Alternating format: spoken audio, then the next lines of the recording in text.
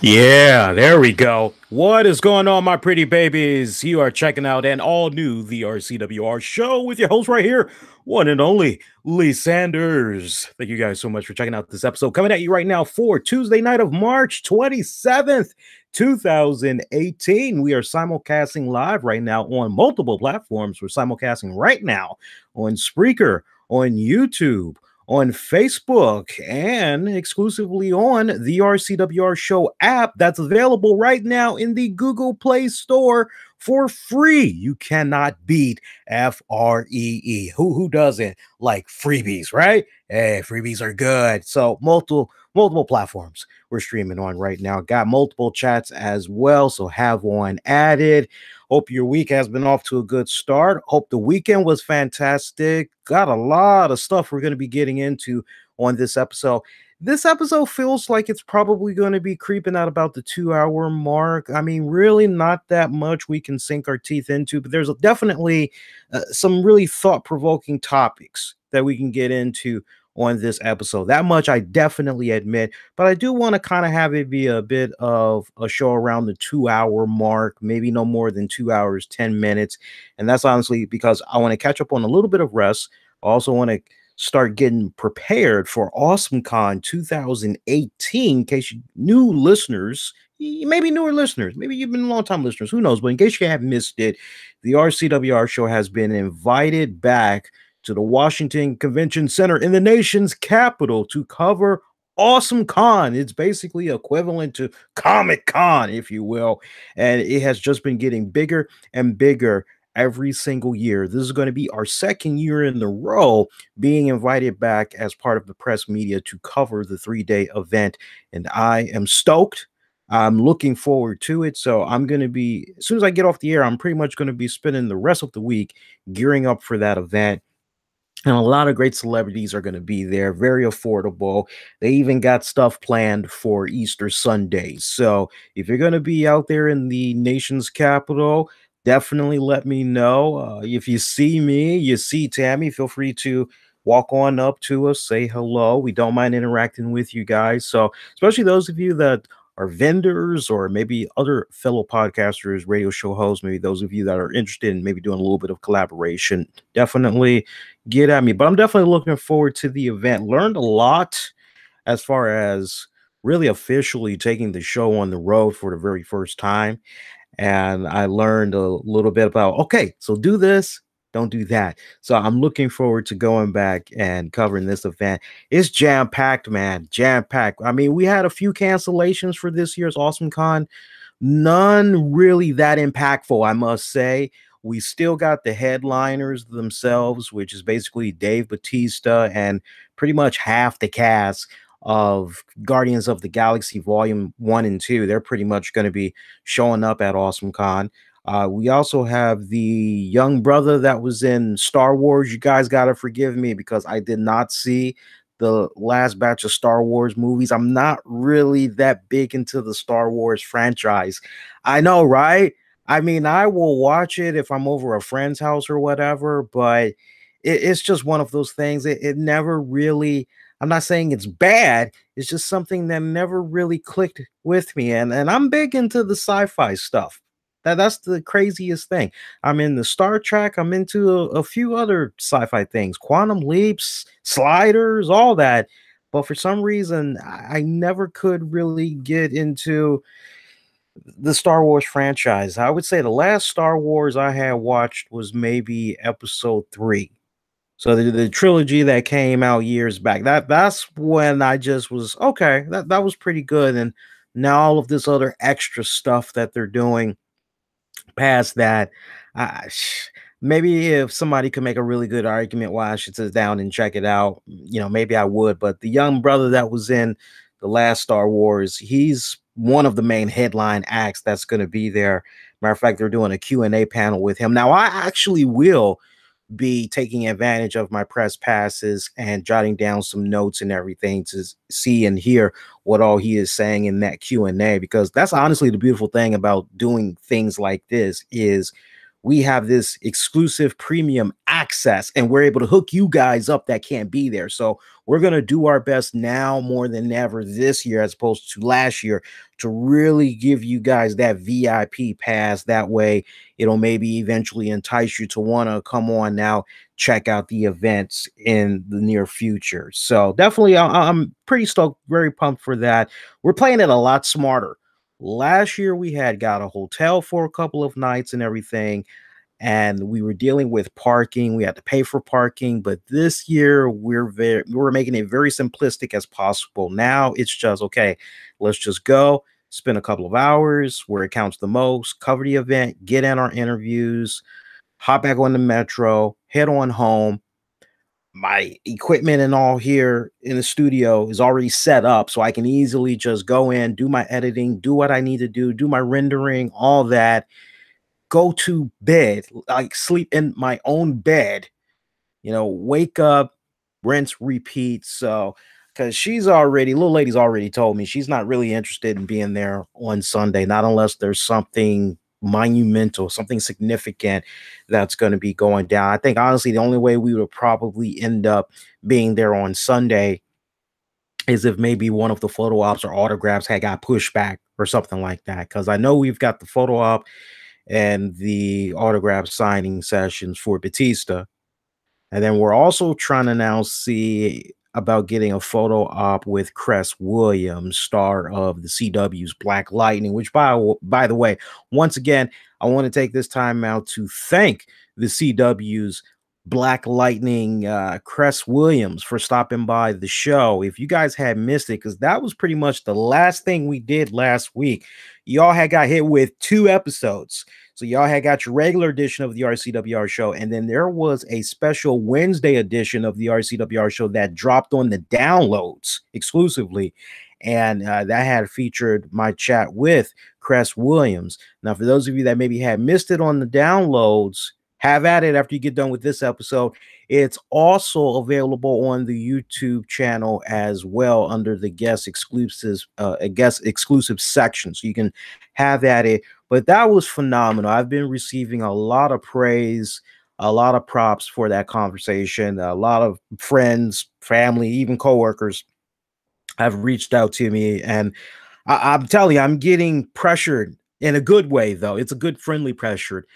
I'm getting pressured more than ever to really make it popping, get things popping as far as going into radio engineering.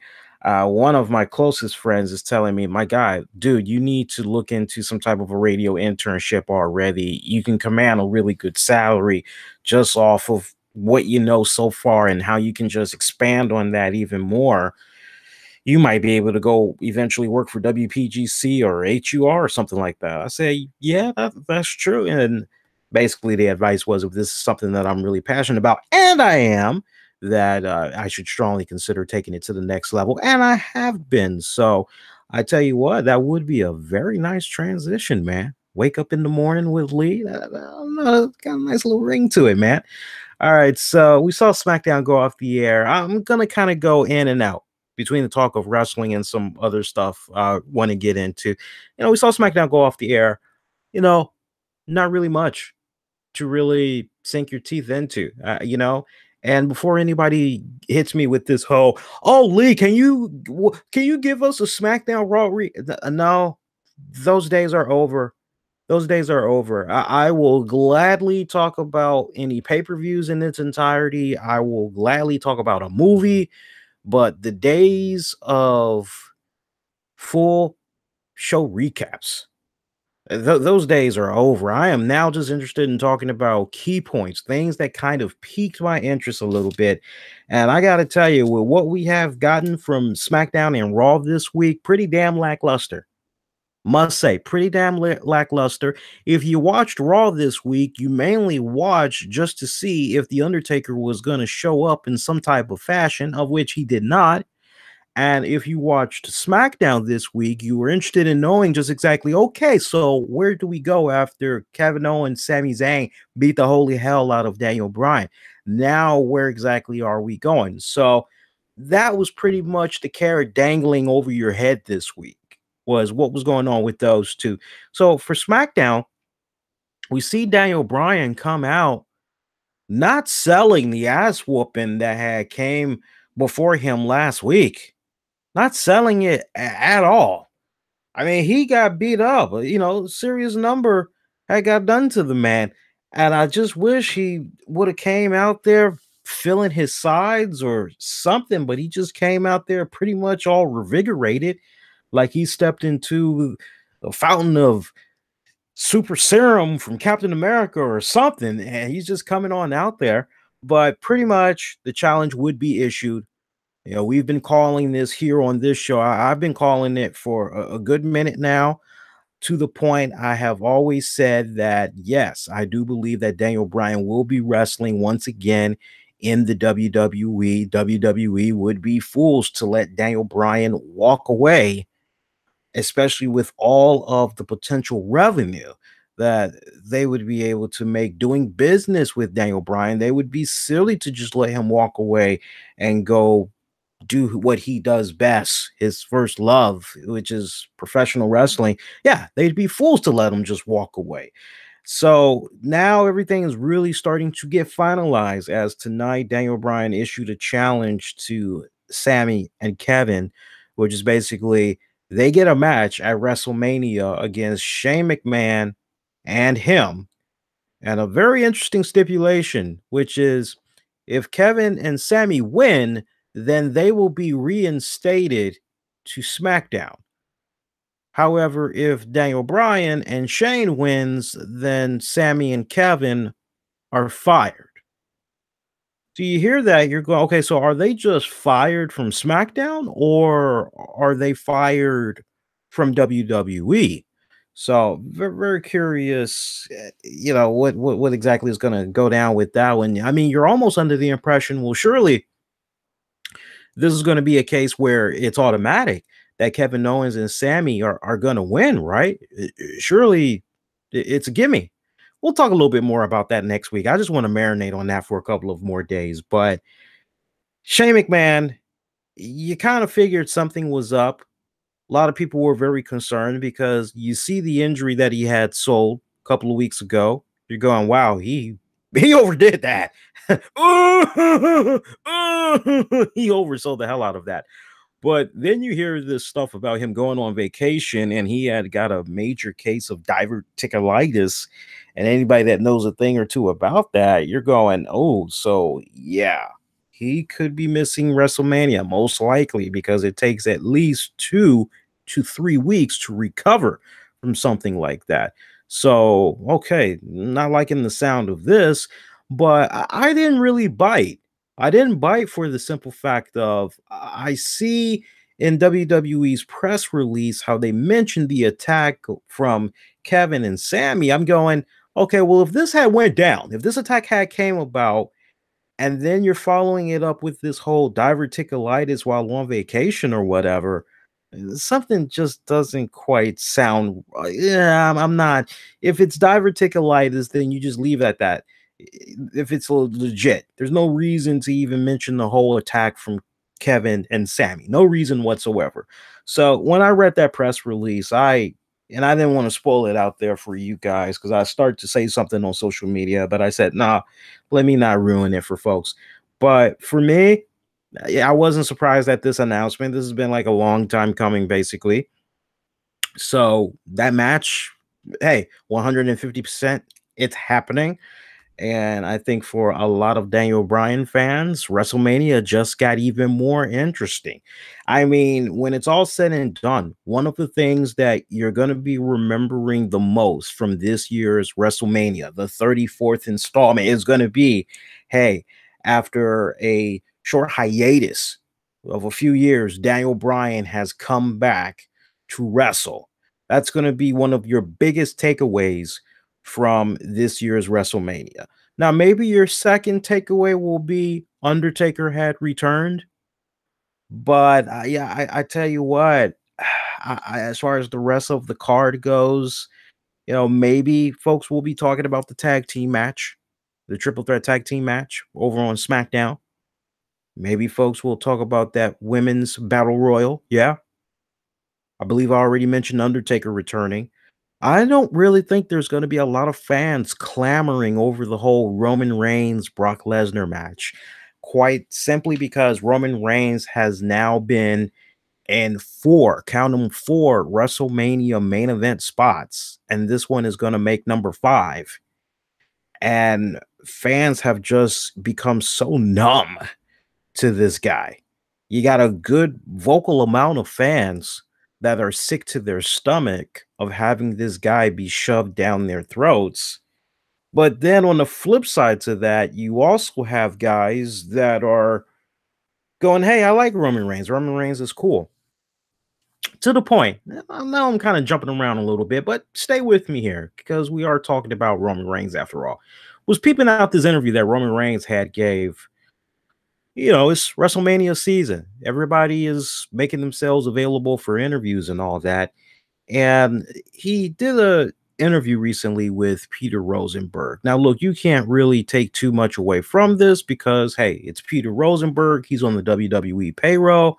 But one of the things that was talked about was if Reigns put a lot of thought into the mixed reactions that he's getting from fans because he basically the question that was put out there was, does it bother you? Does it bother you that among some fans, they just don't like you? How do you respond to the mixed reactions that you're getting from the crowd? In particular, do you wonder why fans are booing you?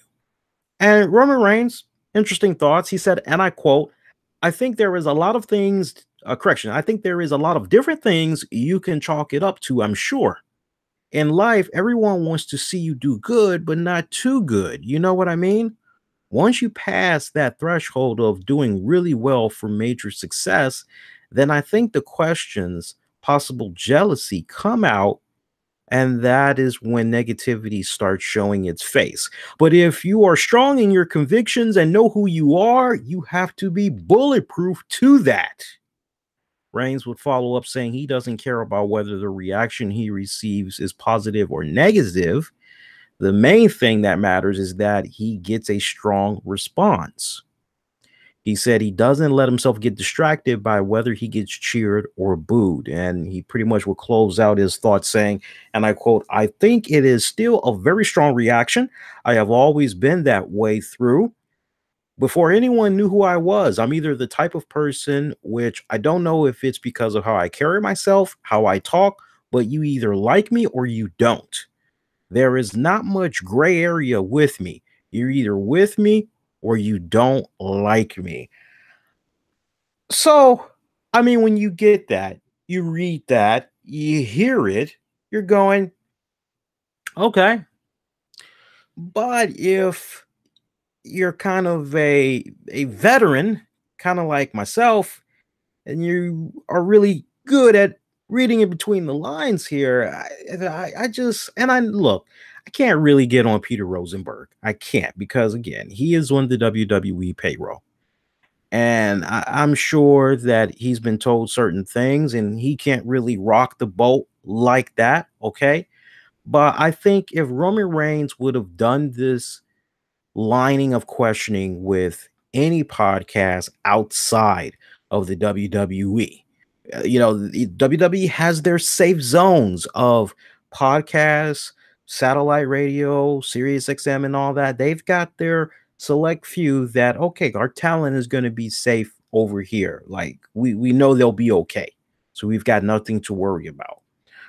But anybody else outside of that circle that would have been able to get a hold of Roman Reigns and do a really superb job in question, not really feeling what I'm getting. Let me probe some more. Okay, so you say that. Okay, well, let me counter at you like this. They would have been able to really go at Roman Reigns and get some type of an answer, or at least get a, hey, I don't care to comment any further, which lets you know you're kind of striking a nerve, so to speak. But for me, I think what this really is coming down to, everything is not all Roman Reigns' fault. At the same time, whenever something bad comes about with Roman Reigns, whether it is a poor promo that he puts out there, or what the hell was up with that Roman Reigns backstage skit, things of that nature. Sadly, he is the poster child for any and everything bad that comes about, right? If he's not booked well, or if he's put in a situation that fans don't like, sadly, it's his face. He's the poster child of that. And I gotta tell you, over the years, the backlash that he has been receiving from fans, I must say, he has been handling it in stride.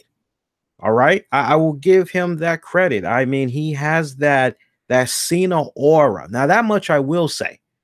Cena, but the thing is, big difference between Cena and Roman Reigns. Cena always knows how to turn the worst case scenario, no matter what type of reactions he's getting from the crowd.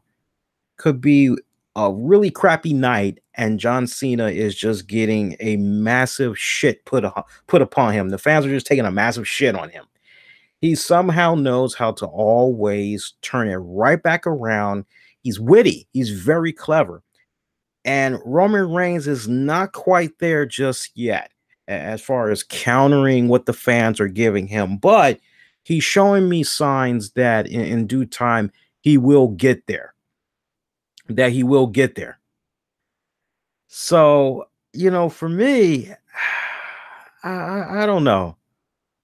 I don't know. I'm looking at this and I'm saying to myself, Roman Reigns, be honest with yourself, which is sometimes the way you are booked is very freaking questionable. It is. It's very, very questionable. And I tell you what, I've been seeing of Roman Reigns for the past couple of weeks. I've been enjoying it. I've been enjoying it tremendously. He's been coming along on the mic. Fans are still, it's a lot better than before he went into this feud with Brock Lesnar. As far as the fan reactions, I am peeping it out. But what the heart of the matter really is, for most fans, I personally feel, if you ask them, what is your problem with Roman Reigns? Why don't you like Roman Reigns? I'm sure that a majority of the fans would basically say, I'm not feeling Roman Reigns because it feels like he's being shoved down our throat. It feels as though you have to try this drink. It's made with kiwi, strawberries, and pig feet. I'm sorry, but no, I'd rather not. That's not really for me. I'd rather not have that. Thank you very much. I'm okay. No, no, no. I'm serious. You have to have this. This is really delicious. No, no, really. I'm okay. That's not really my cup of tea. As a matter of fact, I think I might actually be allergic to kiwi. So no, and it's being forced upon you anyway. You've already said no. You're like, I don't really particularly, no, no, no, and it keeps being forced down your throat. So for me, I get the frustration that fans are feeling, and it goes back to what I had said, if not last week, maybe 2 weeks ago, which is, what exactly is the game plan for Roman Reigns long term once you give him the title? Once you give him the title, okay, safe to say there's not going to be a Brock Lesnar rematch. Yeah? Okay. So what are you doing after that? What are you doing? What's the blueprint to get him to SummerSlam? Are you going to have him feud with Kane, Samoa Joe, maybe Dean Ambrose, or maybe Seth Rollins again? You've still got Finn Balor that hasn't gotten his shot for a title that technically he never lost. So, where exactly are you going with all of this? Is Roman Reigns going to be in a position where eventually he's going to face some newer talent coming from NXT? Could it maybe come in the form of a Aleister Black? So these are the questions that you're asking yourself. And I just don't have the answers right now. I would hope that WWE does have those answers. I mean, we'll just have to wait and see in due time. But I'm hoping that it's not a situation where they're just pretty much playing on the fly as far as the booking of Roman Reigns goes. And I see a comment in the chat here that's basically saying, no, no, no, no, no. Roman Reigns is going on. Roman Reigns is going on number 4 for his WrestleMania appearance here. Yeah, because I mean, you got to rewind it back. You had the Shield taking on the New Age Outlaws. That pretty much was at WrestleMania 30, right? So you got 30, 31, 32, 33, 30. No, 5. I've got 5. Now, now see, that depends. Some of you guys may be like, the one with the Shield taking on the New Age Outlaws, that doesn't really count. As far as I'm concerned, that's a marquee spot. If you're on the WrestleMania card, I don't give a flying hoot where exactly on the WrestleMania card you are, as long as it ain't the pre-show. If you're on the WrestleMania card, you've pretty much got a marquee matchup. So if I dare say, I'm sticking with number 5 for what he's getting ready to do at WrestleMania 34, because I actually had included that.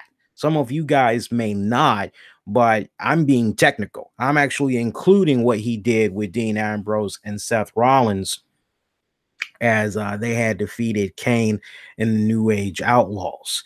So that was a 6-man tag team match. That was a pretty damn short matchup as well. So there's 2 ways you can look at it. You can either say, my God, for, damn, 5 years in a row, this Roman Reigns guy has technically been shoved down our throats.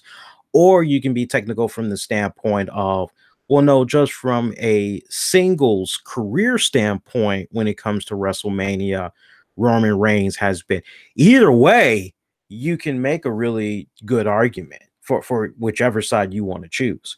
But for me, I wish that Peter Rosenberg would have done a little bit of a better job without bearing, so to speak, Roman Reigns. I really wish that Peter would have said, is it kind of frustrating to you sometimes that when you're involved in certain segments, when you have to deliver certain promos and things don't go exactly as planned, is it a little bit frustrating for you to know that the fans, they want you to succeed, but they want you to succeed in such fashion where it feels as though you and the writers are working together to carve out your own identity, your own legacy, because some would make the argument that you are being nothing more than groomed to be John Cena 2.0.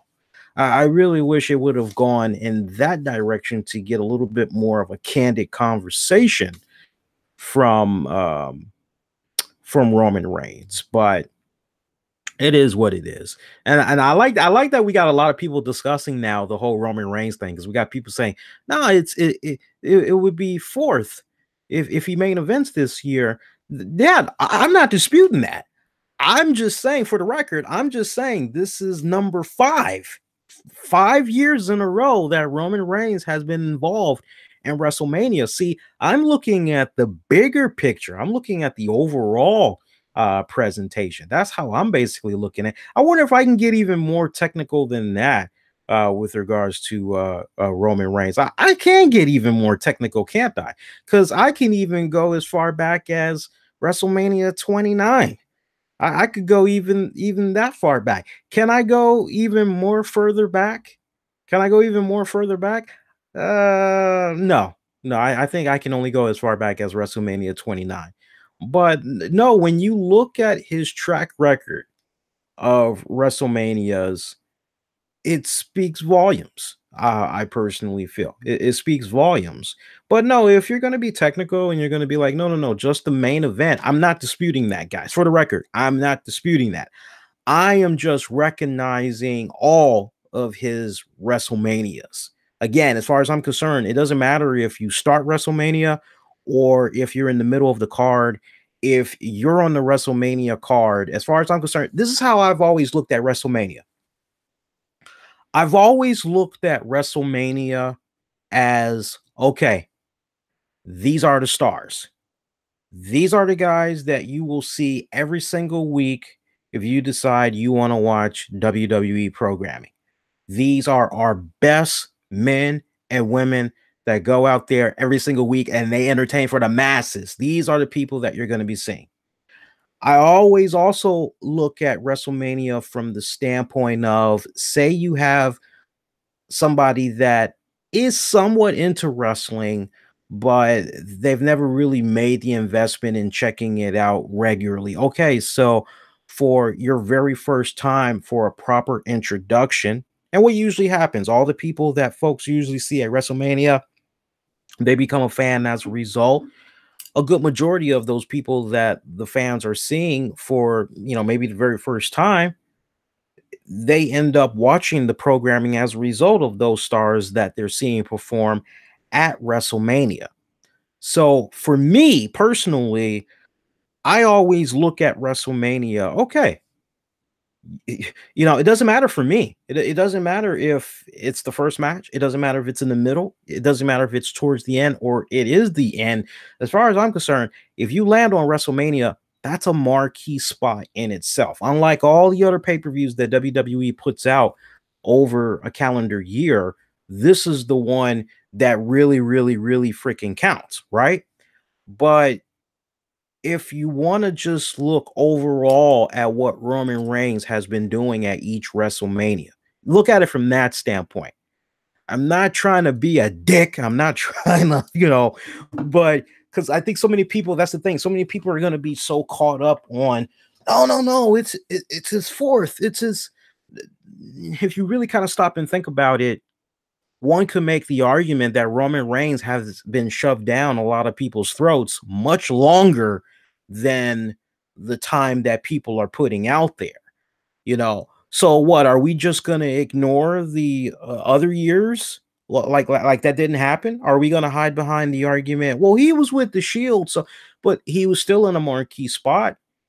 One could still make the argument that technically he was kind of, you got to watch this guy. This is what we're giving you.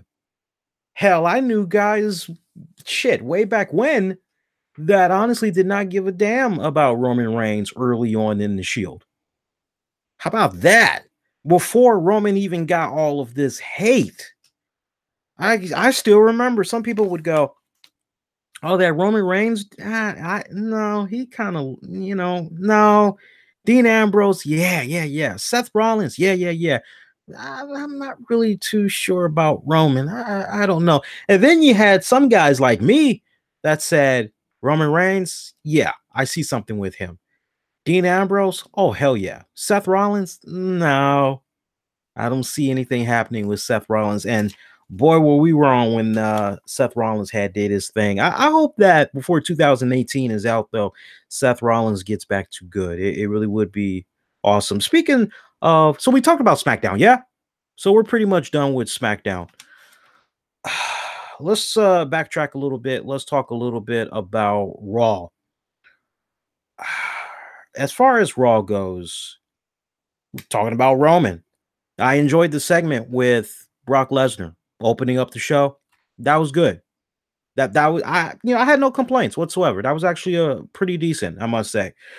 Other than that, though, John Cena once again looking for the Undertaker, would not get the Undertaker. So now you're saying to yourselves, okay, so we have basically a week and a half to go until WrestleMania, and we've gotten nothing storyline wise from the Undertaker. We've gotten no pyro. We've gotten no creepy woo image on the Titantron. We haven't got jack diddly squat. We haven't even gotten a fart from the Undertaker that lets, right? Do something. That's John Cena. Do something. It almost kind of reminds me out here in the nation's capital when you ride the buses or you ride the trains. There's these signs that are floating around and you hear on the PA system, is that your bag? If you see something that looks suspicious or hazardous, don't just walk on by. Say something. They say, do something, say something, right? That's their slogan. Do something, say something. So just hearing John Cena these past couple of weeks, don't give us that, do something, do something, do something. You're just going, Yeah, that's I just I laughed. I laughed at that.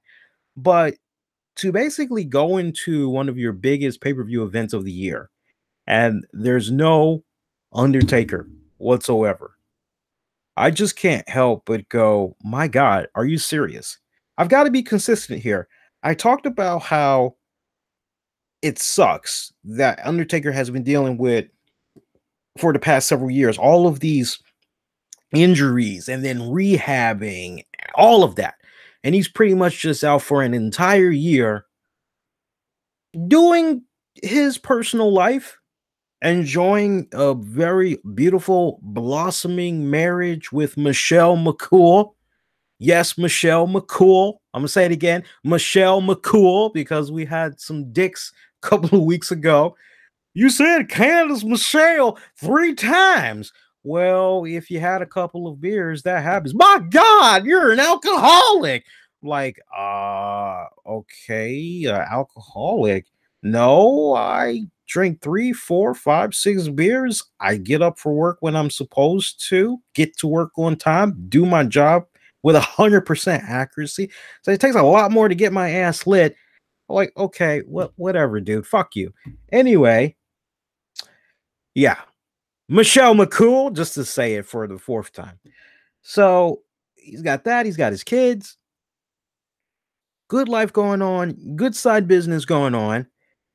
You got all this good stuff that's going on with the Undertaker. But when it comes to wrestling, the injuries, the rehabbing, he's doing it all. And so it's pretty much touch and go with the Undertaker as far as, okay, is he going to come in? Is he going to do a little something? What's going on with the Undertaker? And I get that he's in that position now. He can pretty much come and go as he pleases if he's feeling up to it. I get it. He's kind of like Don Corleone in The Godfather. I get that, and I respect the hell out of that. Trust me, I do. But you're telling me that you can't do something, not even a graphic on the Titantron. You can't do something to string this along. We're basically just gonna have the Undertaker show up at WrestleMania. That's the point that we're at now. We just let him show up. I mean, granted, you could say to me, "Hey, Lee, don't matter because WrestleMania tickets are sold out. It's all good. This is just they're gonna get their money regardless." Okay, well, that's for the tickets at the gate. How about pushing the hell out of the network sales? Which, by the way, I think it's stupid that WWE they keep doing these 30-day free trials. No credit card required. Do you know how aggravating that is? And you know what? Shout out to my good buddy Epic Sports. Epic, I would love it if we could just poll the audience. Okay, just poll the audience. We're gonna poll the RCWR Nation, and we're gonna poll the community at Epic Sports by having folks comment on this one, which is for those of you that are having a paying subscription to the WWE Network, does it upset you when WWE does things like this, where it's WrestleMania season, and they say, "Oh, get a free trial of the WWE Network. No credit card required. Get it for a whole month. You'll be able to watch WrestleMania for free." Does it upset you? I know for me personally, it definitely it doesn't upset me, but it irritates me because I'm going, wait a minute now. I signed up for the WWE Network at launch. I remember when I had first tried to get that bad boy, when I first tried to sign up, it crashed. I mean, there were so many people that were trying to sign up that their servers at that time, and anybody will tell you that remembers the launch date for the WWE Network. Anybody will tell you when it originally had launched, it was like, what the hell? Hang on a second here. Hang on here, guys. Bear with me a second here.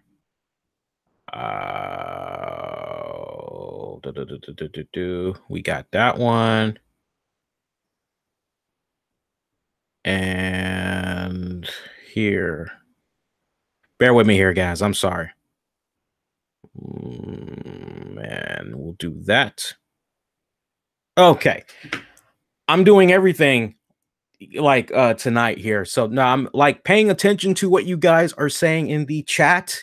Don't think for a second you're going to be able to come into the chat and say some stupid bullshit and you're going to be able to just slide on by. I am chat moderator as well. So you have been warned and you know who you are. If you come in like that again, sadly, you're even going to be blocked on there. So be nice. That's all I gotta say. Be nice. Treat people how you want to be treated. I would think with respect. So anyway, what was the topic we were on? WWE Network. Okay. Epic, you're gonna have to clean this up, buddy. I'm sorry. Sorry in advance. But how many people are upset at that? You have the WWE Network. You're told, oh, hey, sign up for the WWE Network, get yourself a 30-day trial. And you're going, well, wait a minute. What do you say to guys like me that's signed up since day one? And like I said earlier, anybody will tell you that signed up for the WWE Network day one, they was cool. You know, it was hard getting in there. I remember when I tried to sign up, I want to say it was maybe sometime after midnight. Didn't work out. I said, okay, you know what? I'm just going to go on ahead and I'll just wait until I get to work. Give me some coffee. I'll sign up for the network then. And then sure enough, I was able to do that. And I remember at the time, WWE had said that the reason why they were having the issues that they were having was because they didn't anticipate the volume of traffic that was going to be coming. And they thought that their servers were able to handle it. But you know, at that point, it wasn't. But that was something that was rectified over time. It really did not take them that long to rectify it. But I know for me, it's just mind-boggling that WWE continues to do this. Now, some could make the argument, well, it's free trials, and you know WWE is getting some type of revenue off of the people that are having these free trials. You know that they are, right? You know that they are. But what's really frustrating for me is, and I get it, because at the end of the day, by now, WWE had expected that they were going to reach a certain number of subscribers, and they still have not gotten to that sweet number yet, which is why they keep doing stuff like this. But I'm just curious, for those of you that have the WWE Network, does it make you a little bit irritated when you see that they keep doing these trials? I would love to know what you guys think with regards to that. But me personally, you know, if you're going to keep doing stuff like this, at least try to do it in a way where you're also looking out for those that are actually paying customers. I can't tell you how many subscribers will go, well, I stopped paying because they keep offering it for free every single time I turn around. And all I need to do is just come up with a different freaking account. And since there's no credit card required, I can just change my address and all this other stuff, and I'll just get it for life. Just saying, man. Just saying. So other than that, that was from Raw. What else had came about on Raw this week? Yeah, Ronda Rousey, her segment there. I really, whew, oh my God. Do I really have to talk about Ronda Rousey this week? Look, I'm gonna continue to be consistent. And I said it a couple of weeks ago, and I'm going to continue to say it, which is we all have to be patient and we have to give Ronda Rousey time. We just have to. All right. The same act of kindness was given to Mark Henry when he was making the transition into professional wrestling. The same act of kindness was given to Kurt Angle when he was making the transition. Bobby Lashley, Brock Lesnar. You know, we got to be patient. We just have to be patient. And I think that with what's going on with Ronda, is it frustrating? Yes. It's frustrating on so many levels because now she has to adapt to what is the WWE universe. So it is frustrating to see her come out. For me personally, if you ask me what I'm not feeling of Ronda Rousey so far, I'm not feeling her come out all these nice big, nice big cheeks, and she's smiling, and she's just all, you know, and then all of a sudden she pulls a 180. You're like, what the hell? She just comes out there and she just does this 180, like, wait a minute, you were just smiling when you came out. You were giving everybody high fives and everything, and then you come in the ring, and then you have this big, mean, pouty face, like you just found out your man was sleeping around with another woman or something. And it's like this fake poutiness that's coming about with her. And I'm not feeling that. I'm not feeling that. I'm not feeling that whole demeanor crap. I'm just not. And it's very nerve-wracking. What else is very nerve-wracking is seeing her physically get interactive with some of the talent so far. I saw a little bit of what had went down with who was it? Dana Brooke, and I wasn't really impressed with that. We talked about that weird modified Samoan drop that she had did a couple of weeks back.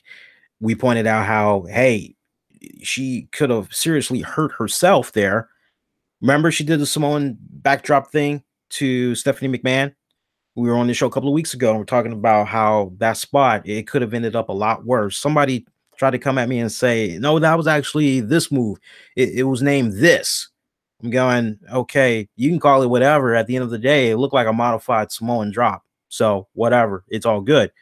But you look at how she was handling Mandy Rose in the ring last night.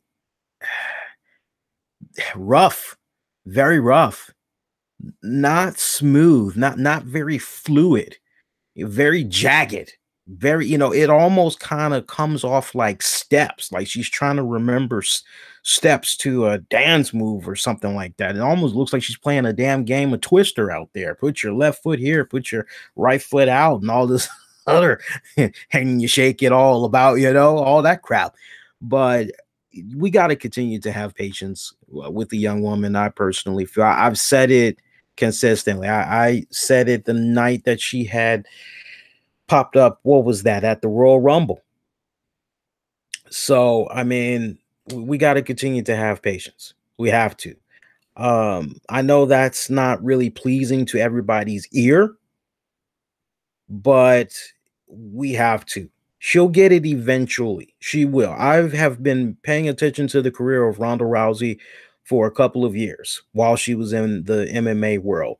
And the way Ronda Rousey has always come off to me is that once she has her mind and heart set out on something, she sees it all the way through. Now, granted, the way that her MMA career had ended there in the UFC, I wasn't really feeling that. But at the same time, when you have the amount of stuff that she was going through in her personal life, yeah. So, I mean, look, who are we to judge? Because no one can really speak on what Rhonda had went through unless they were in that position themselves, right? So, I can only relate to a certain degree on that dark period that she was in. And kudos to her for, walking away from that and just saying, okay, you know what? Maybe I just need a new change of pace. Maybe I just need to go in a different direction with my career. And so, baby steps. I mean, she's surrounded by a really great team of people that's definitely gonna do her right. They're gonna nurture her. They're gonna give her the tools that she needs to succeed. I have a feeling that eventually, in due time, she is going to be able to string it all together. She definitely will. Honestly, I think if we were to fast forward 6 months from now, I think the Ronda Rousey that we'll get in the ring physically is going to be a lot better. As far as the promos go, in due time, the promos will get better. It's just a lot of practice. It's going to be a lot of practice. But one thing that I don't think a lot of people were really talking about that was hilarious on this week's Raw And that was the video package that they showed of Triple H and Stephanie McMahon getting their training on. I had put out a really funny tweet, and the tweet was, wait a minute, who's having the chicken legs again? And nobody caught that. If you go back and you watch that Triple H Stephanie McMahon segment, both of them had chicken legs. Now, look, Stephanie, that's understandable. But if you look at Triple H had some Stephanie McMahon legs. And I just couldn't help but go, damn, Hunter. Oh, I see what you're doing to the upper body, man. I see what you're doing with everything. I see what you're doing with the thighs. But for some reason, we get down to the ankles on. No, the calves on. Correction. We get to the calves on. Chicken Little. I couldn't help but just go, oh my, you know those people, guys, at the gym. Speaking as somebody that at one point they used to work out religiously with my best friend Ebony, and shout out to her, by the way. Um, we used to be rigging, we used to just be wilding out over people that we would see at the gym or whatever, or we'd be walking down the street and you see a person, they have like nice big deltoids, shoulders, all that good stuff, right? Got the guns, got everything. They got the six-pack abs and everything. Everything's just all damn. And then you get down to the legs and it's Chicken Little. And you're going, okay, well, it's obvious what you like working out on. You don't give a damn about the legs, huh? All right, well, something weird happens. You already know it's because you ain't worked them legs out. So I just think that's freaking hilarious. But no, go back and watch it. That was actually hilarious because you see a couple of clips where they're working out and Triple H's legs are just as skinny as Stephanie McMahon. And I'm going, hey, who's having chicken legs? And I like what's being said in the chat here. They're calling my man Chicken H. Yeah, I think that's gonna have to be his new name until he switches up on that. I don't know. I'll tell you this much. I think we were of a select few shows that a few years back at Stephanie and Triple H and said, hey, Triple H pushing that whole beard. He needs to keep that. If anything, let him grow it out more. And I don't know if it's a case where maybe Stephanie's kind of like, hey, look at what some of these guys are saying about your beard. You should keep it, or because you don't know. Maybe they read the stuff that's being said on social media. You don't know. Or honestly, maybe Stephanie just said, hey, you look better with the beard. But I just would like to believe that if a situation occurs where we can get Chicken H trending, and it has to do with those legs, I have a feeling that Hunter is going to start paying attention to those damn legs, man. Seriously. Other than that, though, as far as Raw goes, really, there's nothing else I'm missing, am I, guys? There's really nothing else we can really talk about for Raw this week, yeah? I mean, I'm just looking at my notes here, and there's really nothing else that we can get into. I know that as far as who's going to be inducting Ivory, it's going to be Molly Holly. So that should be good. We know that Bully Ray Devon, who's going to be inducting them? Edge and Christian, if I'm not mistaken. They're going to be inducting them. We still don't know who's going to be. Oh, yeah, just announced. Road Dogg, Jesse James, is going to be hooking up Jeff Jarrett, so that should be good. Paul Heyman is going to be doing Goldberg, so that should be good as well. And then other than that, Hillbilly Jim, he's jockeying for the immortal Hulk Hogan. He wants for the Hulkster, and that makes a lot of sense. Whether or not that's actually going to come about, honestly, I think it would be great because it would be a great reintroduction for the Hulkster in the WWE. I think that definitely would get the ball rolling again on him coming back into the fold. And yeah, I'm well aware of some of the stuff that had went down over the years, but you know what? I'm willing to go in the direction of everybody makes mistakes.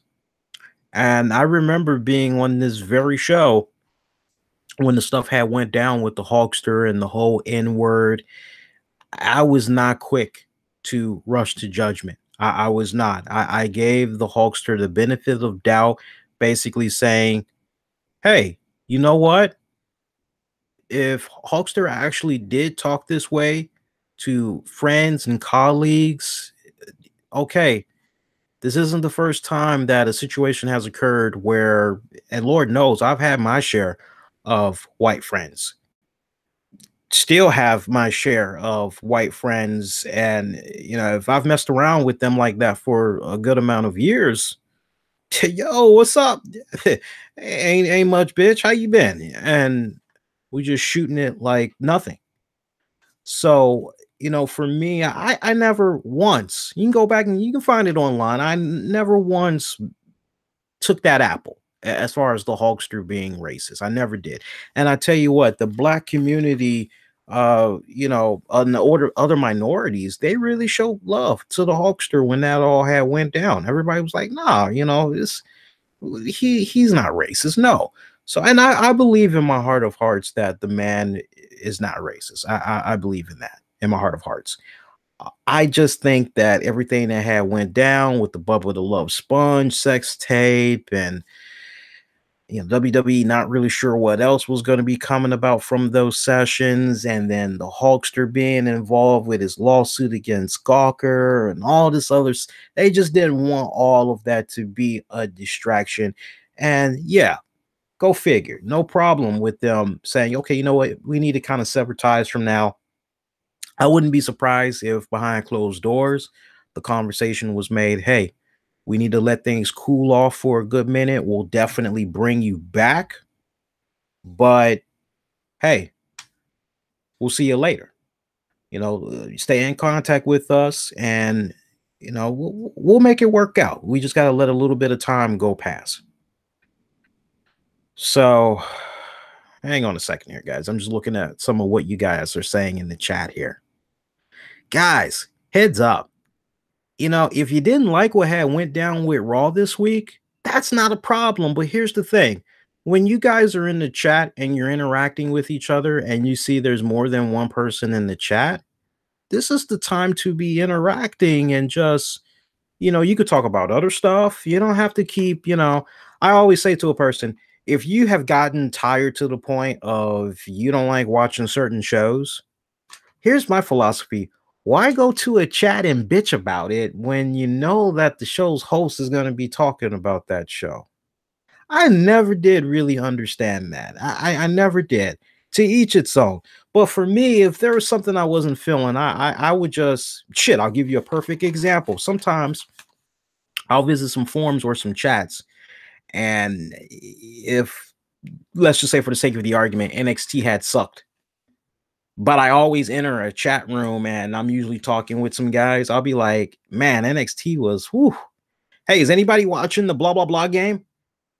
And then I'll just do it like that. That's how I do it. It's like, especially if I see there's more than one person in the chat, it's like, okay, well, if it sucked, it sucked, but I'm just seeing like a diatribe of, yeah, Matthew, I am shooting on you today. Now I'm going to call you out. Yeah, because you went into the chat here. I've been watching some of the stuff that you've been saying for the past couple of minutes. One of the things that you had said, and I can easily go back and pull it up, you said something about RCWR show sucks. Okay. Then you've been taking a massive shit on the WWE programming that has been coming about for the past couple of weeks. I'm just trying to understand. You're giving off this such a bad negative energy. It's like, dude, if you're just not feeling it this week, why even bother popping up in the chat? That's what I'm trying to understand. I'm just coming at you because you're saying you didn't, but I'm seeing what you said in the chat. I can easily go back and pull it up, man. That's why I had put you in timeout for a little bit. So if you're telling me that was a mistake, I can pull it up right now. I'm seeing having to use my old account for RCWR show sucks. Now you tell me how I'm supposed to take that. Now, no, I'm telling you exactly what it had said. I'm sorry, guys, for you that's going to be checking this out on the downloads. I'm just going to leave this shit in there because some of you guys like when I go into this mode right here. You tell me what I'm supposed to say. The exact words was what I just had said. Now you tell me what I'm supposed to make of that. You're saying that using the old account sucks. All right. All right. All right. You better phrase your stuff better, man. Seriously. And Ted Morris, the show's mainly popular on the downloads. You can easily take your ass elsewhere. I'm vintage tonight. I'm vintage tonight. I'm being a dick tonight. Seriously. I don't care. You know, I am just getting to that point right now where I have no problem being an ass. Again, I treat people how I want to be treated. I want to treat people with respect. If you're gonna come in here and you're gonna be disrespectful, I'm letting you know right now, I ain't having that shit tonight. I will hit the block button and that will be it for you. Seriously. Seriously. And I like how this dumbass Ted Morris comes in here. Oh, 17 people watching right now. Okay, do you dipshit? We're also streaming on Facebook. Dipshit, we're also streaming on Spreaker. Dipshit, we're also streaming exclusively on the RCWR show app available in the Google Play Store. Dipshit, you see how many subscribers we got? I mean, seriously. What the hell? I don't get this. You guys are coming out of the woodworks tonight. Why delete your fans' comments? I mean, you don't have many to spare, bro. Delete comments? What are you talking about? Delete comments? Ain't nobody delete comments. I basically brought up a comment that apparently was taken the wrong way. So, what are you talking about? Where's Mamba? Nobody is on a warpath deleting comments. Are you guys having fun? Are you not entertained? I'm having fun right now interacting with you guys in the chat here. All right. Seriously, let's mellow the fuck out and let's continue on with the show. This is like almost going off the damn rails tonight. I tell you what, if this keeps up, I'm just going to end the show like way before midnight. I'm not feeling this vibe so far tonight. Let's see, what else can we get into tonight? I got to say, on a serious note, it was a beautiful thing that we had got over the weekend with the March for Our Lives. I liked it. You know, you had a lot of events that were going on over the weekend, and I really had liked what had went down with the March for Our Lives. Just being out here in the nation's capital, it felt very empowering. It felt very inspirational. And it damn near made me almost bawl out in tears to see all of these young people that when they decided to do this march and they knew they wanted to do it in the nation's capital where all big things are played out right before your very eyes with the Congress and the Senate and the White House and all that. It it just made me feel so damn proud of this up and coming generation. And I know that this up and coming generation, they get a bad rep sometimes. They get the rep of, they get the rep of the Tide generation. They're the Tide Pod, right? They're the Tide Pod generation. And it's really sad. It's really, really, really sad. And I'm just gonna pause a minute. Matthew, if you're still listening, bud, I said to you, if I took that the wrong way, you see, you're still able to comment. I told you what I read. You're saying that was not the case. I'm saying to you, hey, if that's what's up, that's fine. Now you take it upon yourself, however you want to do it. You would not be the first listener I would lose. You would not be the last. Do I appreciate any listener that goes out of their way to check out my show every single week? Yes, I do. You guys tremendously. You have no idea how much I appreciate you guys that take time out of your schedule, whether you're at work, whether you're at school, whatever is going on. I have personally received emails, private messages from some of you listeners over the years that have told me about some real messed up stuff that's happening in your personal lives. And you tell me how it's great that you're able to listen to my show. And I appreciate stuff like that. I really, really do. Okay. Matthew, you're still listening?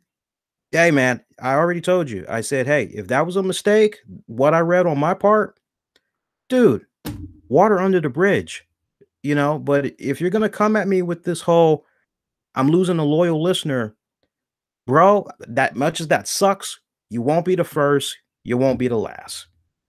For every 100 new listeners, I get maybe 40 of them will stick around. It's a numbers game at the end of the day. That's what I'm realizing over the years that I have been doing this show. So I try to do my best to just do what I can for you guys every single week, try to give you guys a fun, entertaining show. And at the same time, look, let's be honest.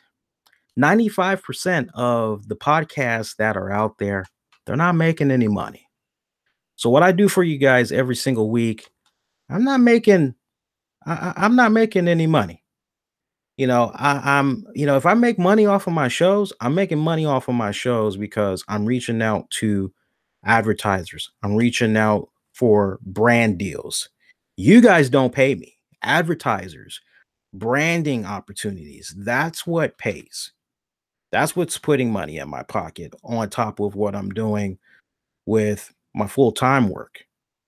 So when I say to you guys, I don't really get anything out of doing this. I mean, I could just shut this show down tomorrow and I'd be content. I'd be fine.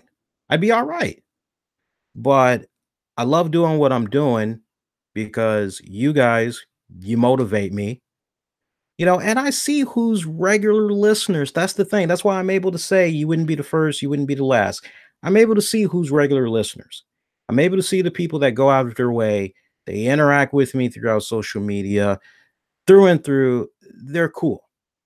I've got people that have been listening since 2011, and I've never had not one issue whatsoever. I've never had to block them on any type of platform whatsoever.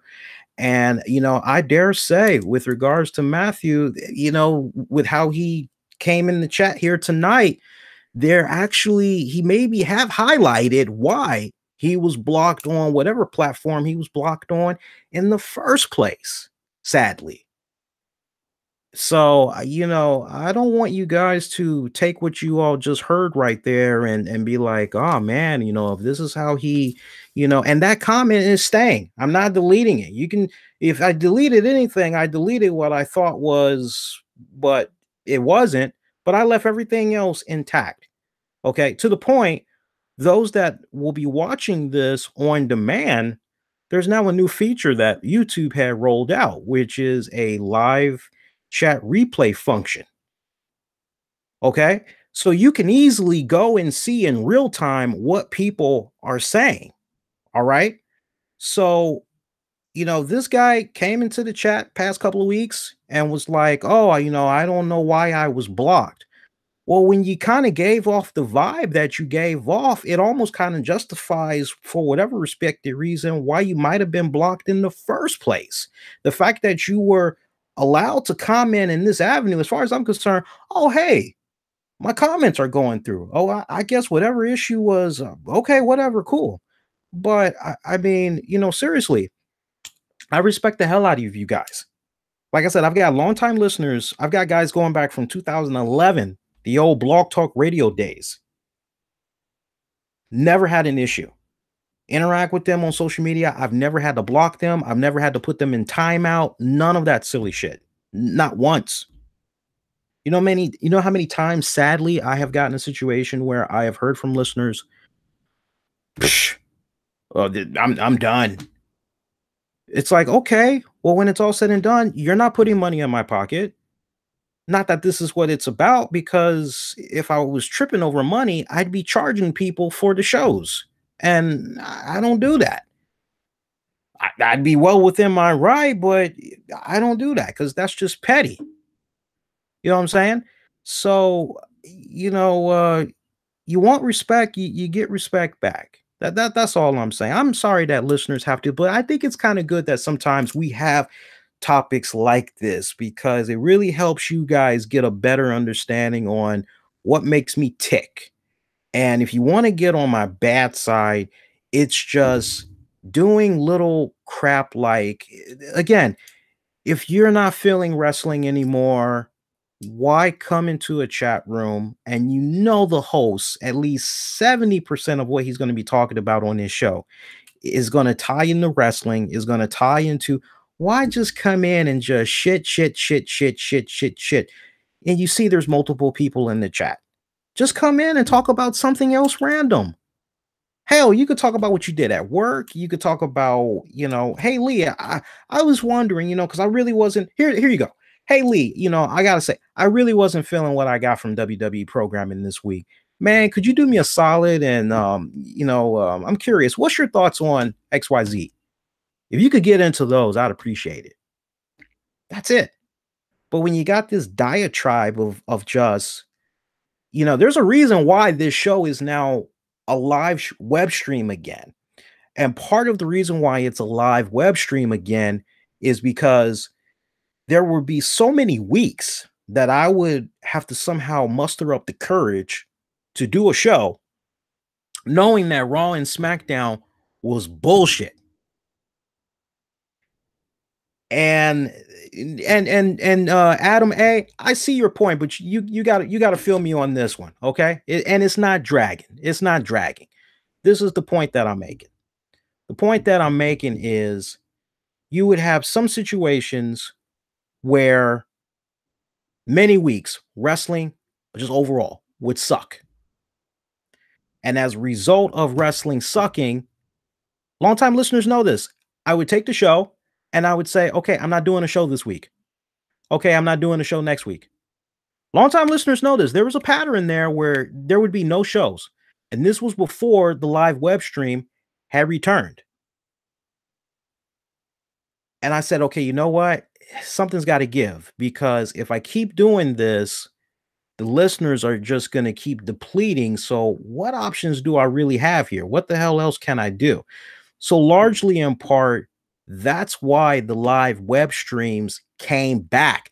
The live web streams came back for the sole purpose of putting a jolt, giving me extra energy and motivation to try and give you guys a fun, entertaining show every single week. Because let's be honest, there's not a whole lot of good things like it used to be in previous years to talk about with regards to wrestling, just like what came about with this week in wrestling.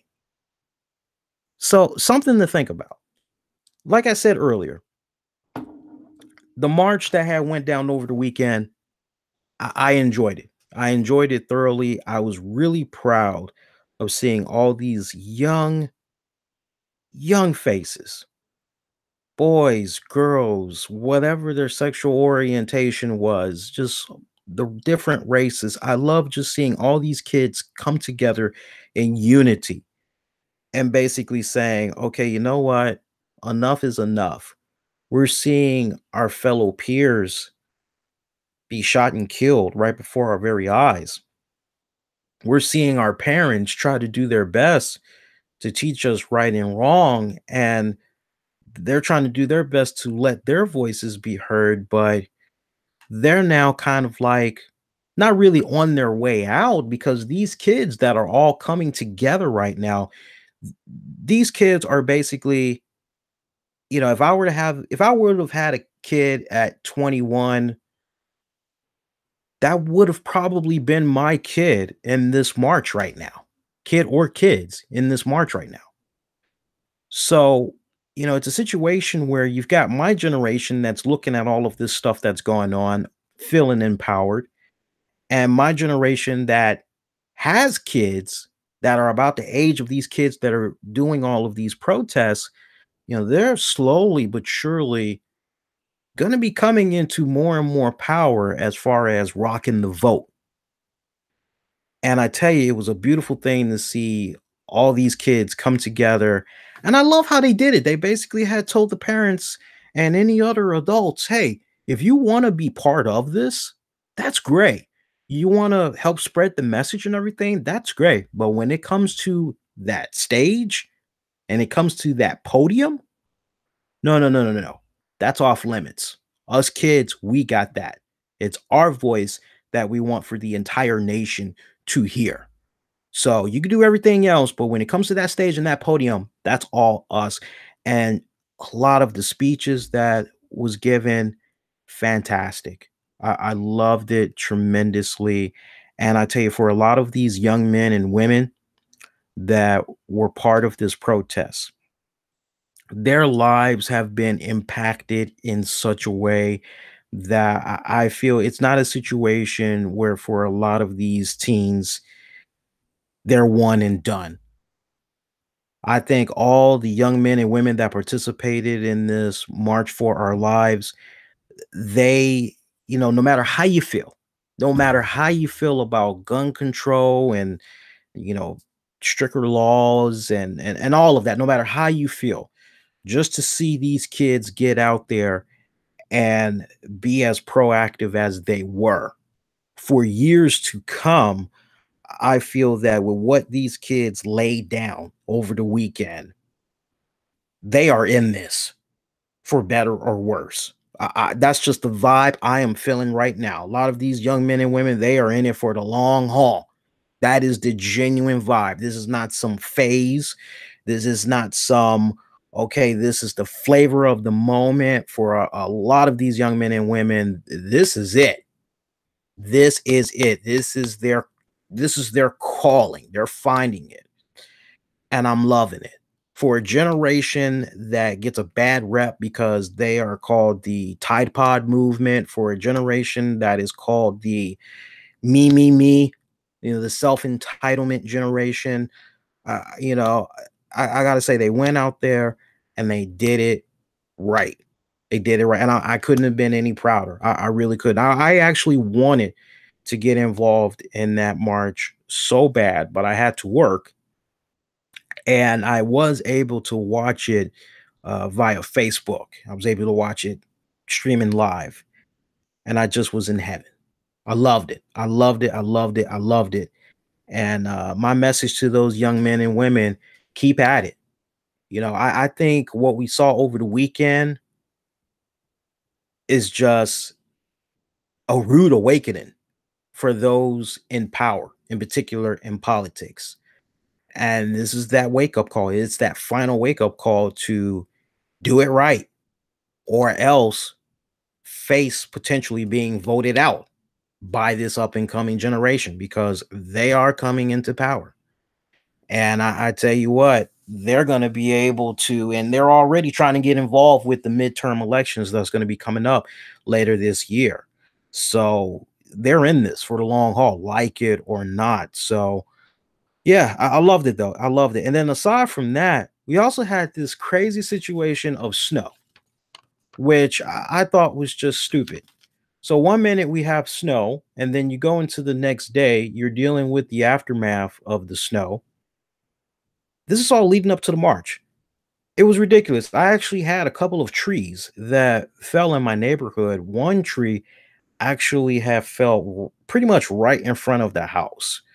And it had created an ugly situation where you could not even walk around um, the tree. You had to do like some weird crap just to basically get past it. So we had some really crazy, crazy weather over here leading up to that march. But I was so happy that it was nice and sunny. And I tell you what, man, I promise you guys, if there is another march that the young folks are going to be doing like this again, man, I don't care what day of the week it is. I'm definitely doing that. I'm gonna, man, even if it's a situation where I'm scheduled to work, I'm getting out of that bad boy because nothing kicked me in the ass more than seeing what had went down with that. That just really made me go, man, I wanted to be part of that so bad, and I'm just keep doing it. You youngsters, you have no idea how happy that had made me over the weekend. I love seeing that. Love seeing that. See here. What else can we get into? Somebody had a question in the chat about a topic if I could get into here, man. Let me look here. Let's see. What's the topic here, man? I saw a topic in here. Hang on. I think it was from Exotic. I think Exotic had posted a question. Hang on, Exotic. Let me see what you had said here. And I'm still looking in the chat here. Exotic, you had a question. I don't know. Maybe you can re-jog my memory here, man. Because I'm trying to see if I can find it, and I'm not able to find it in the chat here. A few more seconds here. And if I can't find it, I cannot find it.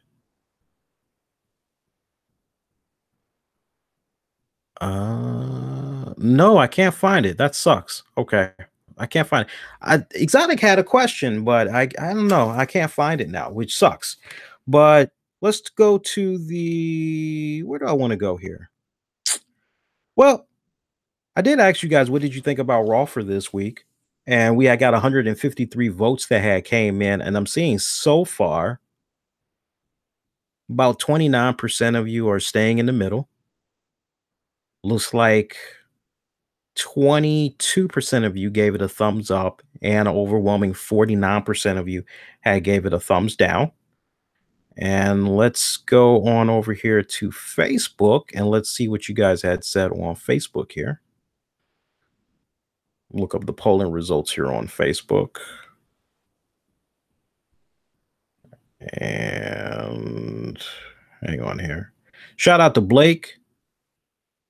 Shout out to Mosley. Looks like they're watching via oh, shout out to Percy as well. What the hell is that?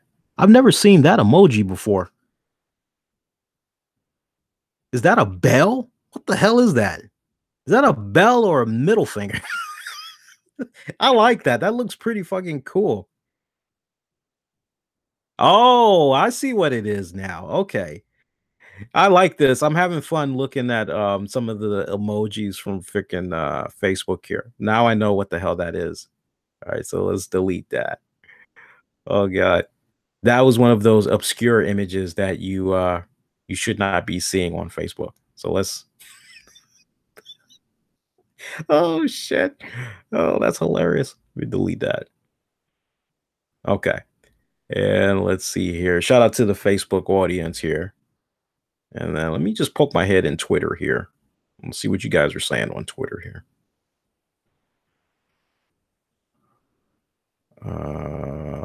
Shout out to Revolution Zone via Twitter.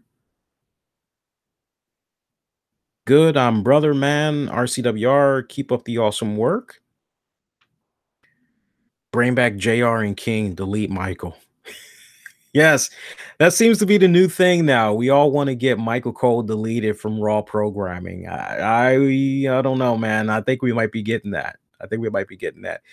And on YouTube, we asked you guys, what did you think about Raw?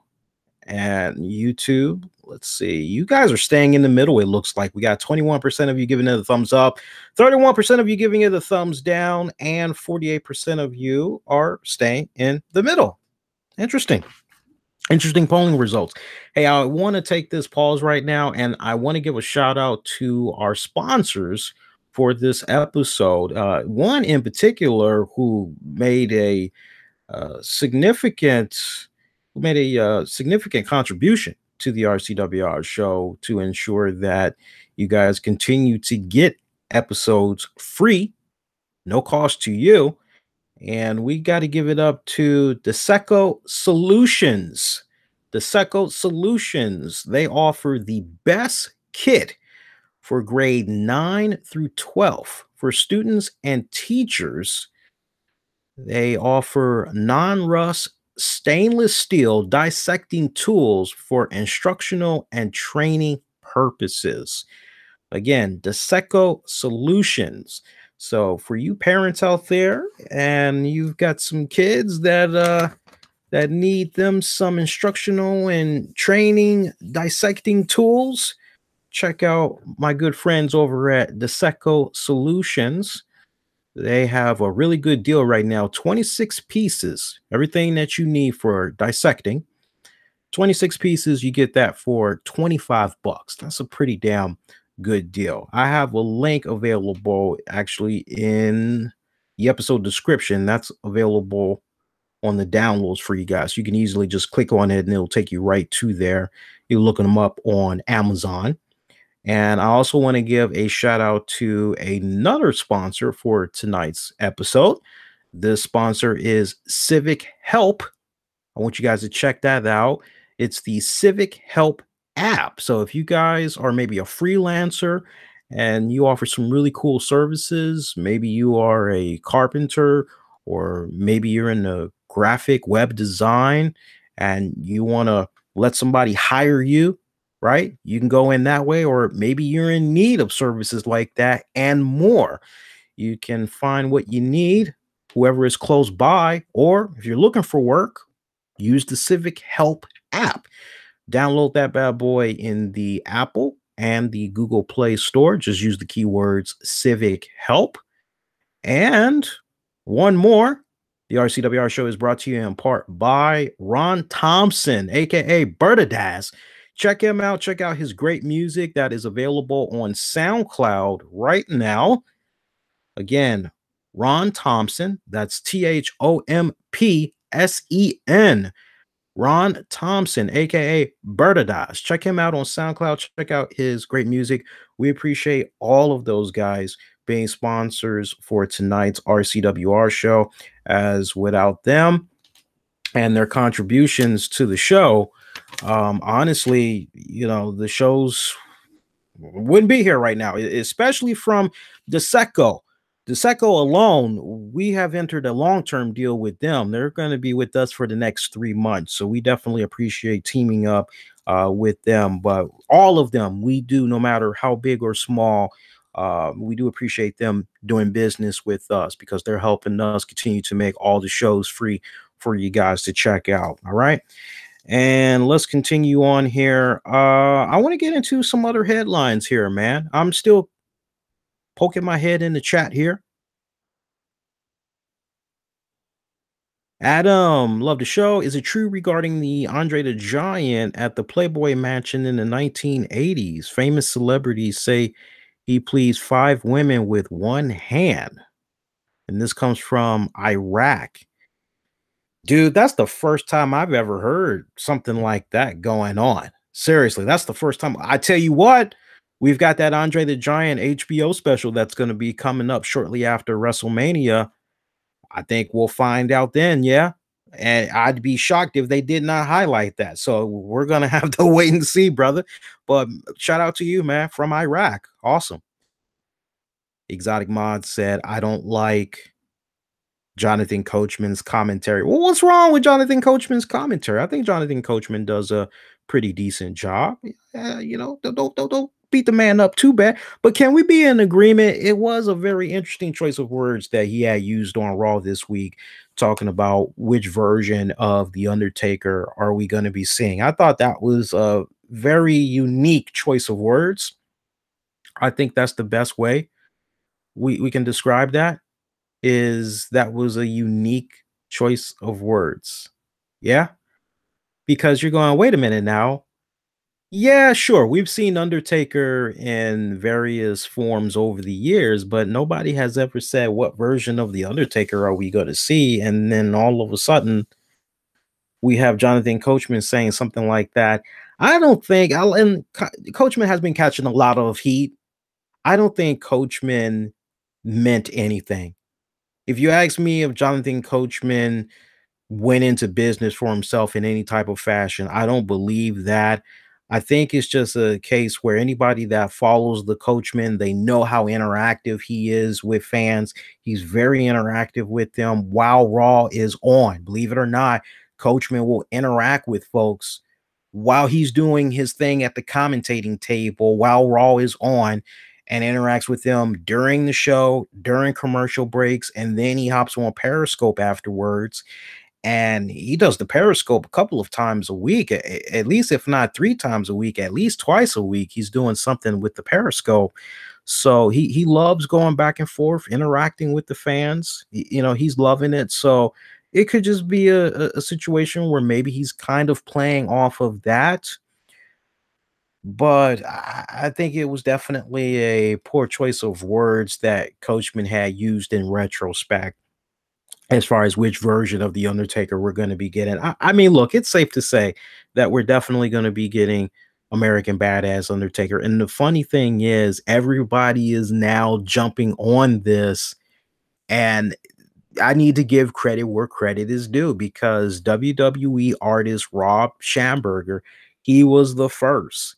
There's nobody else that I am aware of except for him. He was the first, and we're talking about a year ago. So you have to go as far back as early June of 2017 when we had him on the show. He was the first. So nobody else saying this online, nobody else in wrestling forums, nobody else saying this on YouTube or anywhere else.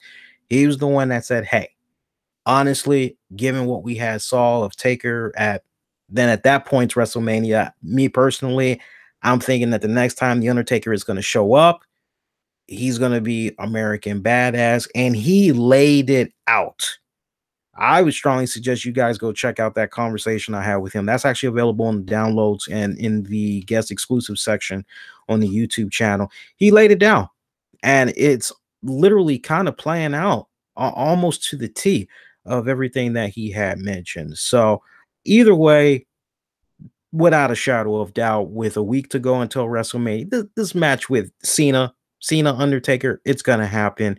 And I'm going to continue to be consistent with what I've been saying of this news for the past couple of weeks, which is I hope that we get an Undertaker that will somewhat be similar to the Undertaker that we had got from about 5 years ago. I really hope, as far as execution and his performance goes physically, I hope that's the type of cat that we get. So, really, at the end of the day, I just want for Taker to walk out on his own accord. I want him to be at peace. I really just want for this WrestleMania to be it, but with the rumblings that there's supposed to be some type of a new Undertaker documentary, something about his comeback. What comeback? What comeback could the Undertaker possibly make at the age that he's at right now? What comeback? I'm not looking at it as a comeback, but I do feel it's going to be a new documentary for the Undertaker, but not a comeback. So don't pay too much attention to the reports that's floating around as far as Undertaker I'm not seeing that. I think if anything, they're probably doing a new documentary, pretty much chronicling, okay, the streak ended. How did Taker handle that? How did everybody else handle that? And then, okay, now where do you go from here?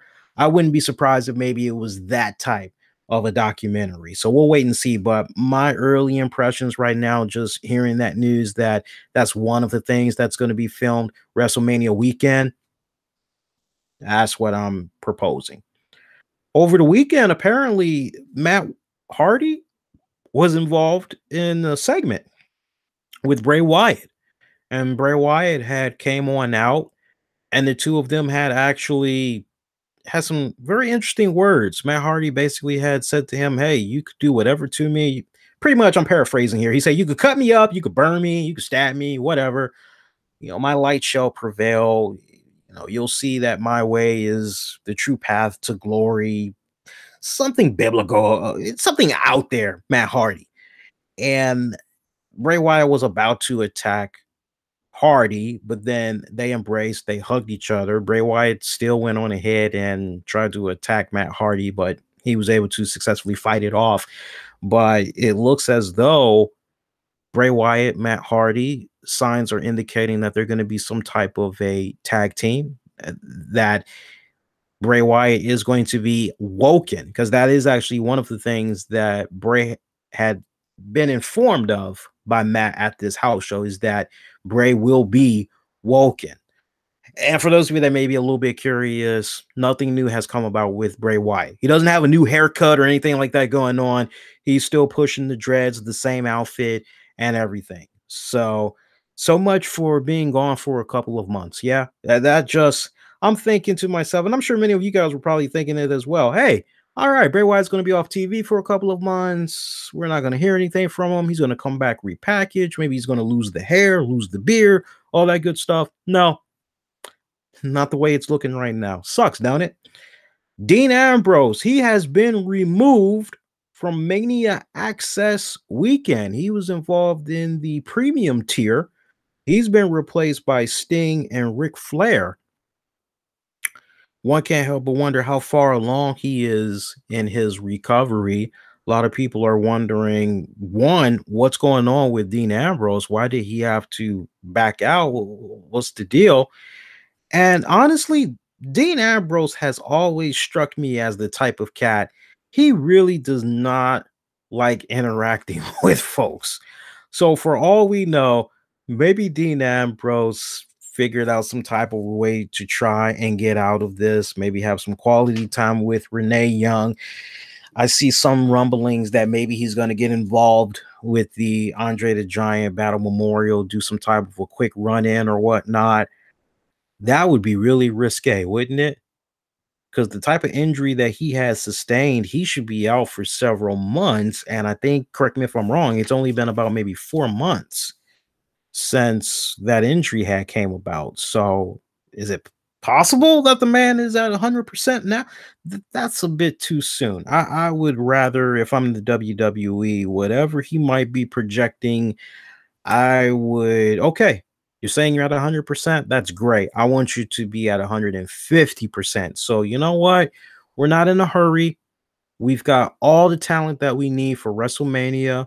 We'll see how things go. Maybe the night after WrestleMania going forward. But it's March. We're pretty much going on April. I'm going to say if Dean Ambrose is going to be returning early, just my 2 cents from a distance, and I can be totally wrong. Wouldn't be the first, wouldn't be the last. I wouldn't be surprised if Dean Ambrose doesn't come back until mid-May. Quite honestly, mid-May is what I'm kind of estimating. But if he comes back sooner than that, would I greatly appreciate it? Yeah, I would love it. I would love it. He would come back a lot sooner. And see, other than that, I want to talk about this. I couldn't wait to talk about this because it ties into me. It ties into what I do for you guys every single week. And that is the stuff that had went down with Vince Russo and Ryan Satin. Now, look, longtime listeners know that when it comes to Vince Russo, I've always tried to do my best to be neutral as far as my thoughts on him and what he's done for the business, good, bad, indifferent. I've always tried to be neutral when it comes to Vince Russo. Ryan Satin, he's in charge of this Pro Wrestling Sheet website, used to be a former contributor to TMZ, him and his girlfriend, as a matter of fact. And the stuff that had went down, I'm just going to pretty much summarize it as best as I can. So apparently, and I got to make sure we really clear up the discrepancies because we've got one report saying this, and I actually had listened to Vince Russo's rant about the entire ordeal, seen the video or videos in question, and I do not interact with neither of these guys. So I am as neutral and I am as unbiased as it's going to get. So Russo shares on his respected show over at Podcast One of a video of Ryan Satin and his girlfriend wearing these weird, creepy masks, and they're basically sucking face or whatever. And Russo just basically talked about how disturbing that was. He didn't get that. It just rubbed him the wrong way. Next thing you know, you've got Ryan Satin's girlfriend claiming that she had received death threats from some of Russo's members, members that's part of his brand network or just his brand, that they've been getting death threats. Now, one, what I don't understand is if you receive a death threat in this day and age where it doesn't matter if you're getting that death threat via social media. You know, if you open up your inbox and boom, somebody tells you to go F yourself, you know, you can easily now forward that to the authorities. They will do their best to track down the IP address, get in contact with the local authorities there, have them investigate further, and boom. So, what I don't understand is if she was being threatened, if she was receiving death threats, I don't understand why the need to have Ryan get in contact with Vince Russo. That I don't understand that. Like, what is Russo supposed to do? Is Russo gonna pick up a phone or whatever? Is he gonna do a video and say to his listeners, now, hey, you guys, don't do that. That's naughty. What the hell do you expect? No, if you receive a death threat, you're taking this very seriously. You're gonna go out of your way to get in contact with the local authorities and say to them, hey, we got to stop this. This is BS. This is very disturbing. We need to squash this ASAP. So for me, that was just I question that.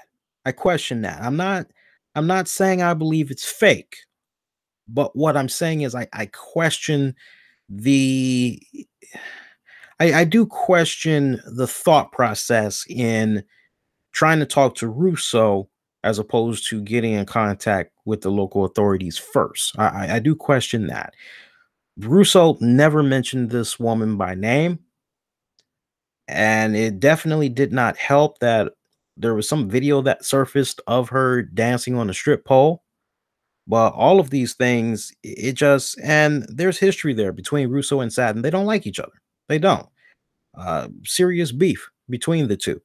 So, long story short, Satin took it upon himself to complain to Podcast One about the type of listeners that Russo has and the death threats that he and his girlfriend had received. And Podcast One had decided, without even checking with Russo, checking with the audios, and you know, no evidence, no efficient evidence presented before Podcast One.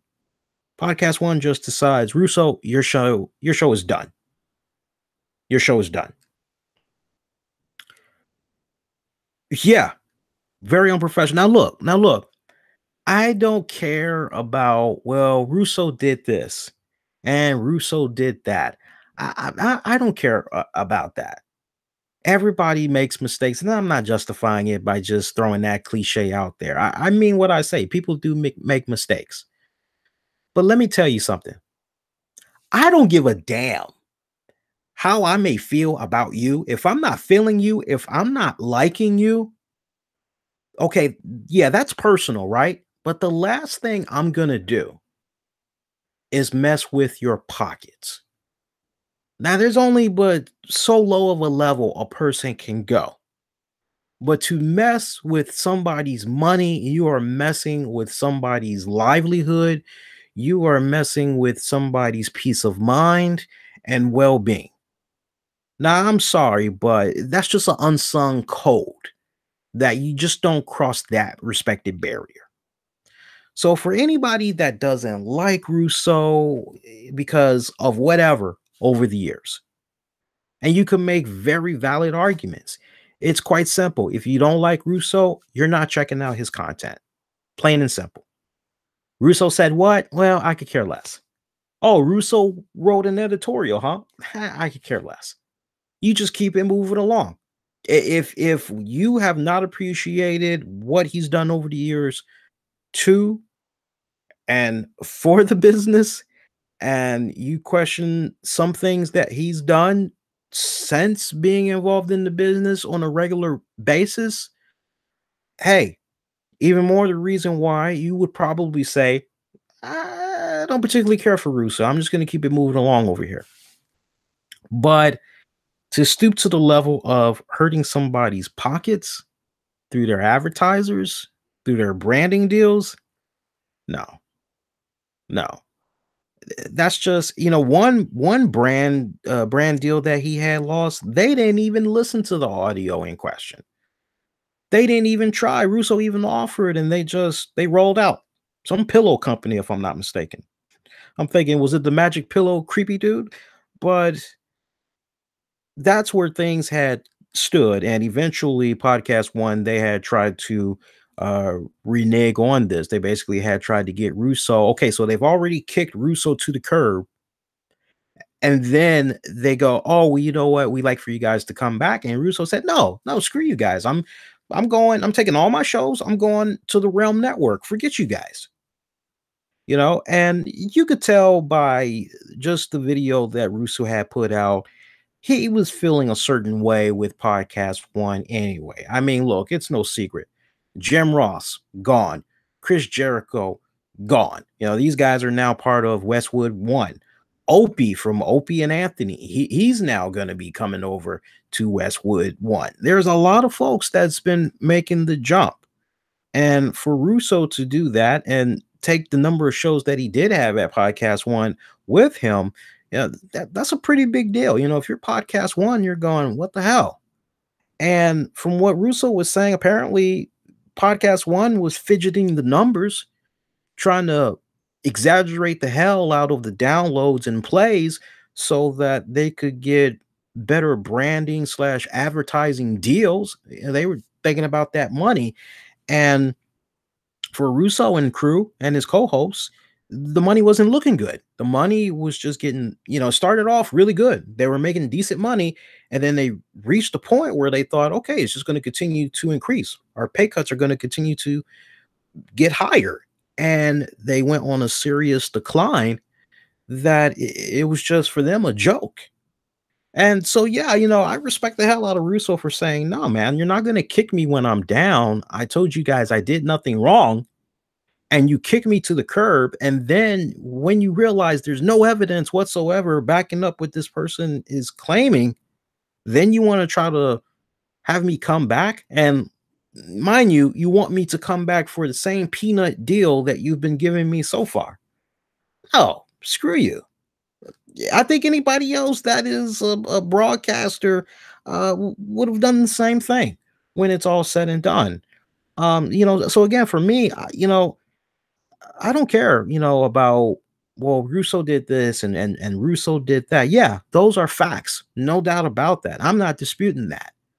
But if I don't like you, if I don't particularly care for your show, if I don't particularly care for what you've done to the business, I'm not wasting my time and energy on you. And just the fact that one could potentially, those are the words that I want to use, of what Russo is suggesting, that Ryan sabotaged his position in Podcast One. That just really makes me go, wow, really? So, and then there's also a part of me that's going, what if this was a work?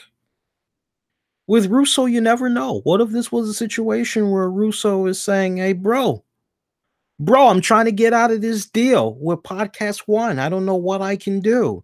I need to get out of this deal so bad because I'm making no money. I do better going on over to, some friends will do that. Hey, I need a favor. I'm not saying that's what Russo did, but I hear so many other people talking about this, and they fail to mention that could be a potential possibility as well. That, hey, he's trying to figure out a way to get out. Better way to get out than maybe causing a little bit of controversy like this, right? Because it's pretty much the only other way you're going to be able to maybe get out of it or whatever. But that's just one other idea that I'm putting out there. I'm not saying that it's official. I'm not saying that's probably what had happened. I sincerely feel that Russo was just at a point where, he wanted to be done with the network. He was seeing all of his colleagues disappearing from the network. So he already smelled something was up. And for his money to not be right with these guys, it just made me take a step back and appreciate the fact that My show is part of my own network that I built.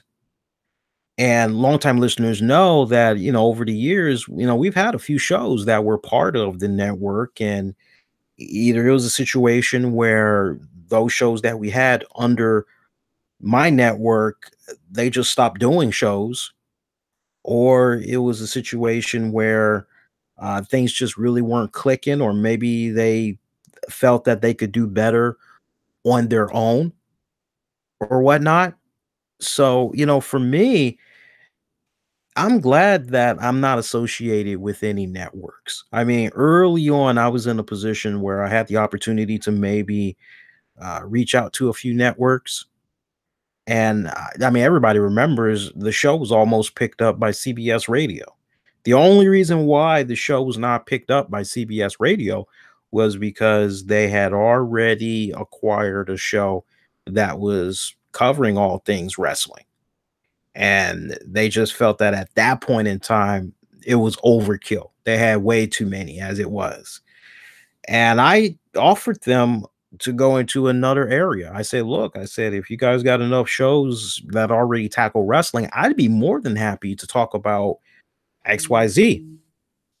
And they basically were like, nah, because the guy I was talking to, he said, no, I really, really wanted you because I like what you bring to the table as far as wrestling goes.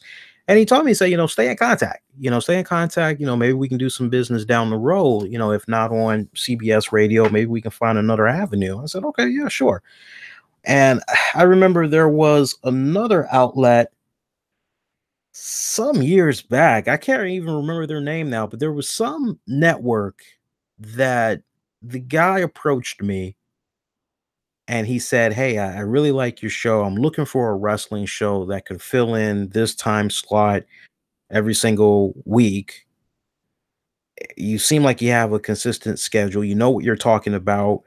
Would you be interested? And I said, yeah, sure, no problem. This was early on. This was probably maybe year 2 or maybe year 3 that we were doing the show.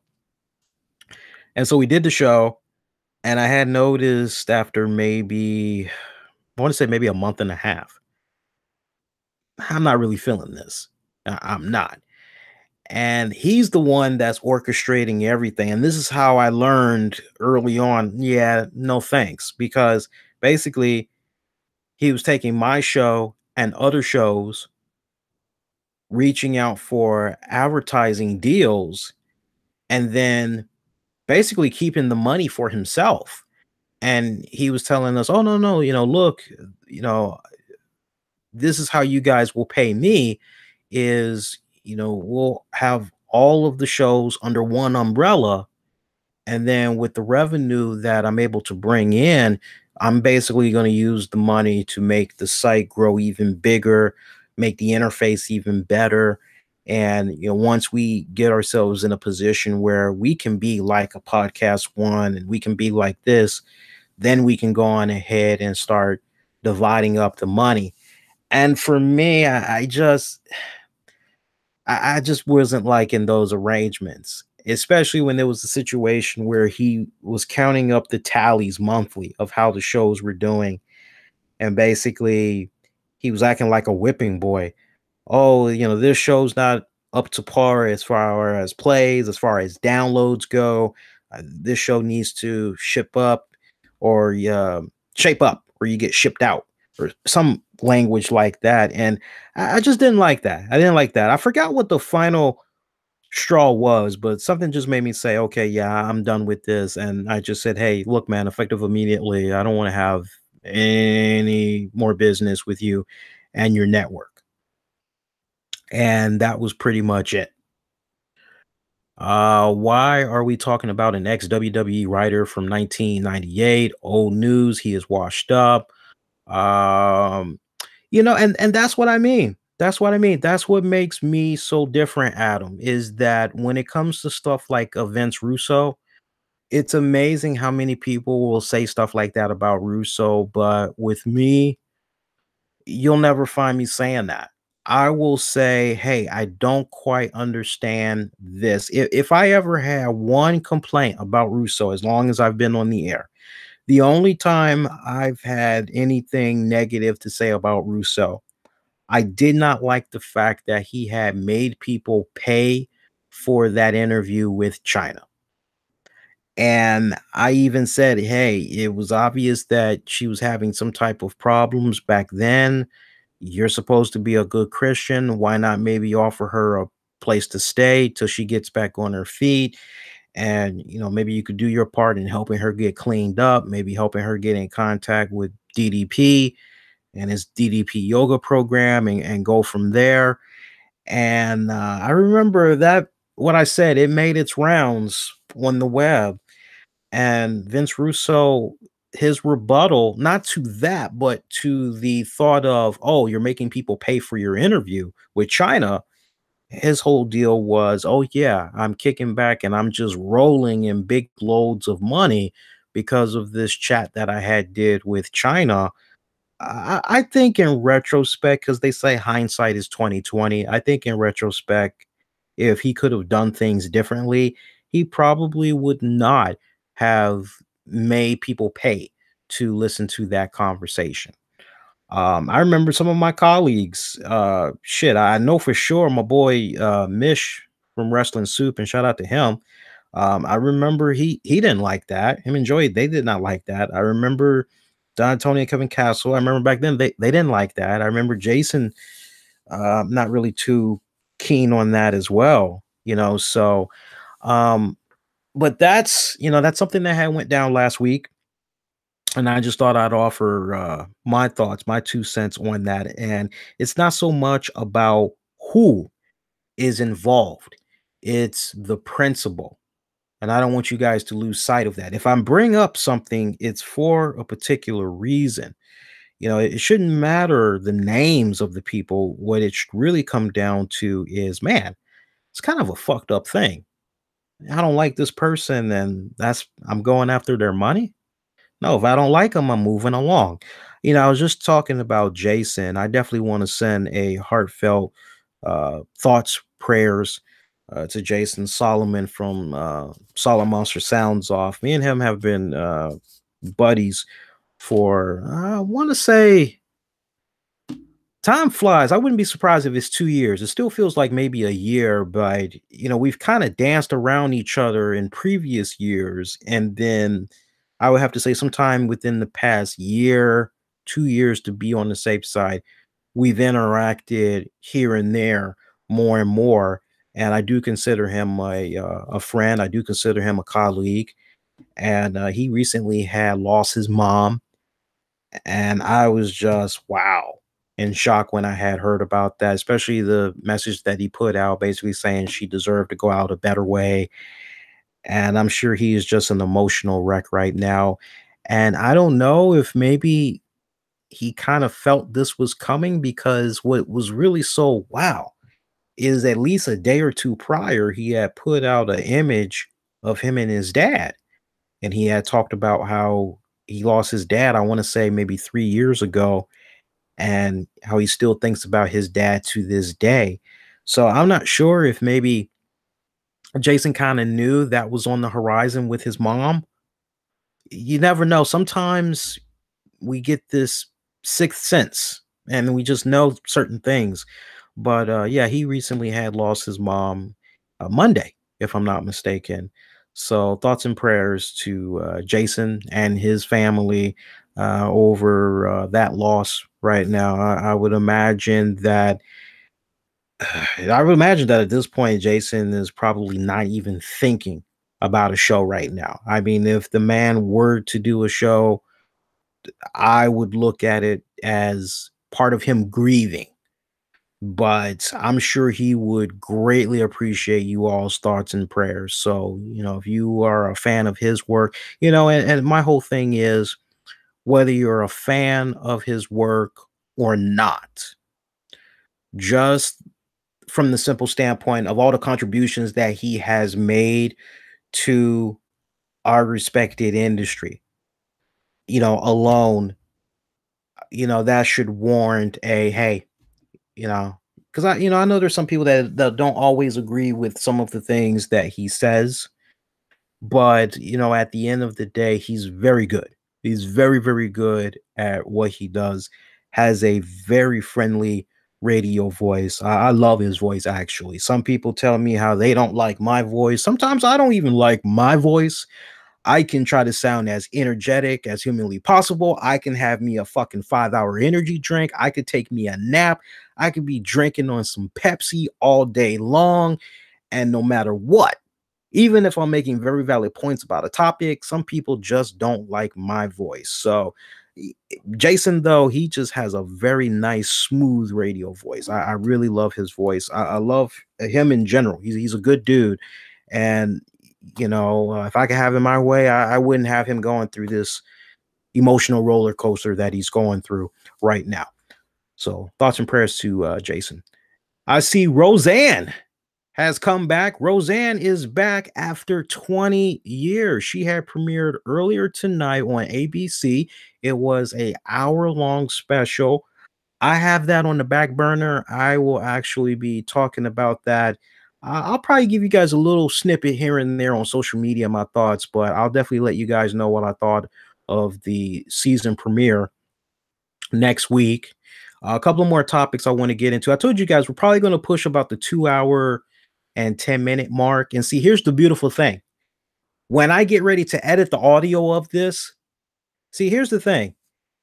When it comes to the live web stream, you guys get it uncut, you guys get it uncensored. So if there might have been areas of the show that you did not like, when I get ready to edit the audio, then they get a more simpler. So the way it's looking right now, the web stream, that's going to be getting at least 2 hours, 10, 2 hours, 11 minutes.